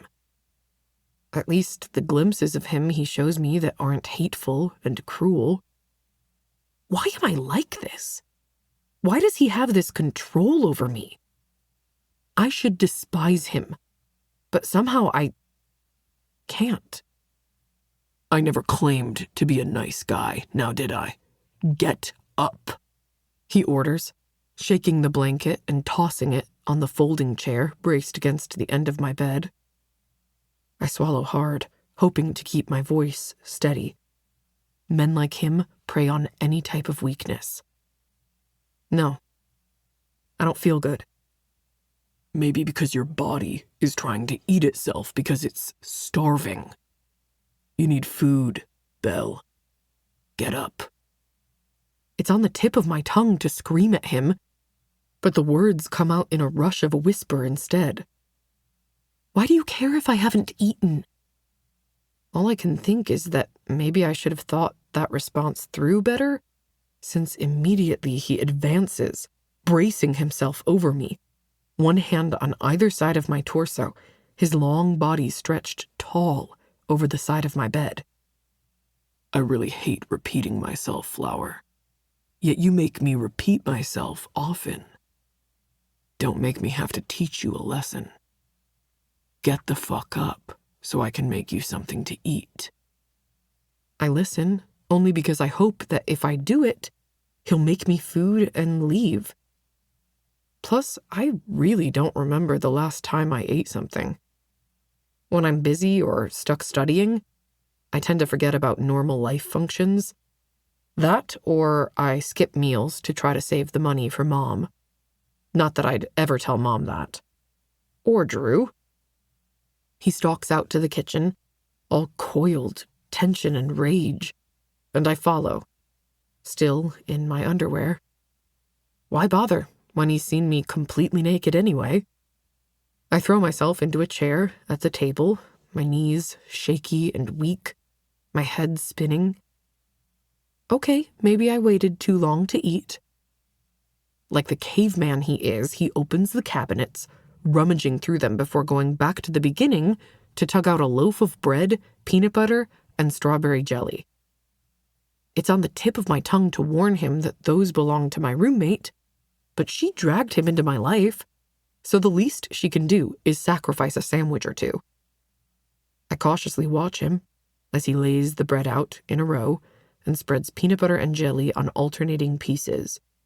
Then he carefully folds each sandwich together. It's only now that I really take in his attire. The dress pants, dress shirt, the way his hair is styled so that little bit in the front won't fall down into his face like it usually does. Curiosity blooms in my mind, and I can't stop myself from asking, "Where did you come from?" He doesn't answer for so long that I wonder if he even heard me. But he finally speaks when he places a plate with a sandwich, cut diagonal so it makes 2 triangles, in front of me, and joins me at the table. I had to attend one of my father's parties tonight. I was texting you on the way back when you decided to get sassy. His own sandwich isn't cut, and it's slapped together in a messy mash. 2 stacked up together. Even looking at the way he makes a sandwich tells me that he cares more about others than he does about himself. Maybe Drew isn't as heartless as I thought. Maybe he just needs someone to make him care, to show him what compassion and love is. Your father? You've never mentioned him before. He shakes his head. And I'm not mentioning him now, either. I stare down at the sandwich, and he lets out a loud sigh, then slides his chair next to me. As if I'm a child who can't feed themselves, he proceeds to hold one side of the sandwich up to my mouth. Eat. I can feel the heat from his body radiating into mine. The hefty smell of his peppermint and teakwood cologne makes it hard for me to focus. Maybell, eat the damn sandwich. He growls, and the vibration of his voice echoes through me. Every fiber inside me wants to fight him, to push his hand away or tell him I can fucking feed myself. But I know the power of those hands. And with the tense mood he's in, I wouldn't put it past him to hold me down and force feed me. Leaning forward, I wrap my lips around the bread and sink my teeth into it, taking a big bite. He nods in approval, his eyes darkening as he watches me chew. I can feed myself, I remind him. He shrugs one broad shoulder up. Are you sure? If I left it up to you, you'd still be sitting in your bedroom, listening to your stomach growling. So now I'm feeding you. More. I take another bite, and he continues to feed me, a little at a time, until the entire sandwich is gone and my belly is full. Definitely haven't been eating enough. He snags his own sandwich off the plate and eats almost half of it in one bite. I don't know why, but I stupidly smile at him. Maybe because for the first time ever, our interaction isn't sexual or violent. It's just simple and normal. Either way, he returns the smile. And there isn't any denying how handsome of a man he is. If only he smiled all the time. No need to rush through eating. The other football players aren't going to steal your food, I joke. He gives me a puzzled look. And here I thought you'd send me out the door the moment I arrived. But you haven't even thrown something at me yet. On second thought, hurry the hell up. A bubble of laughter escapes me, and Drew gives me another megawatt smile that somehow makes me feel like I'm seeing the real him.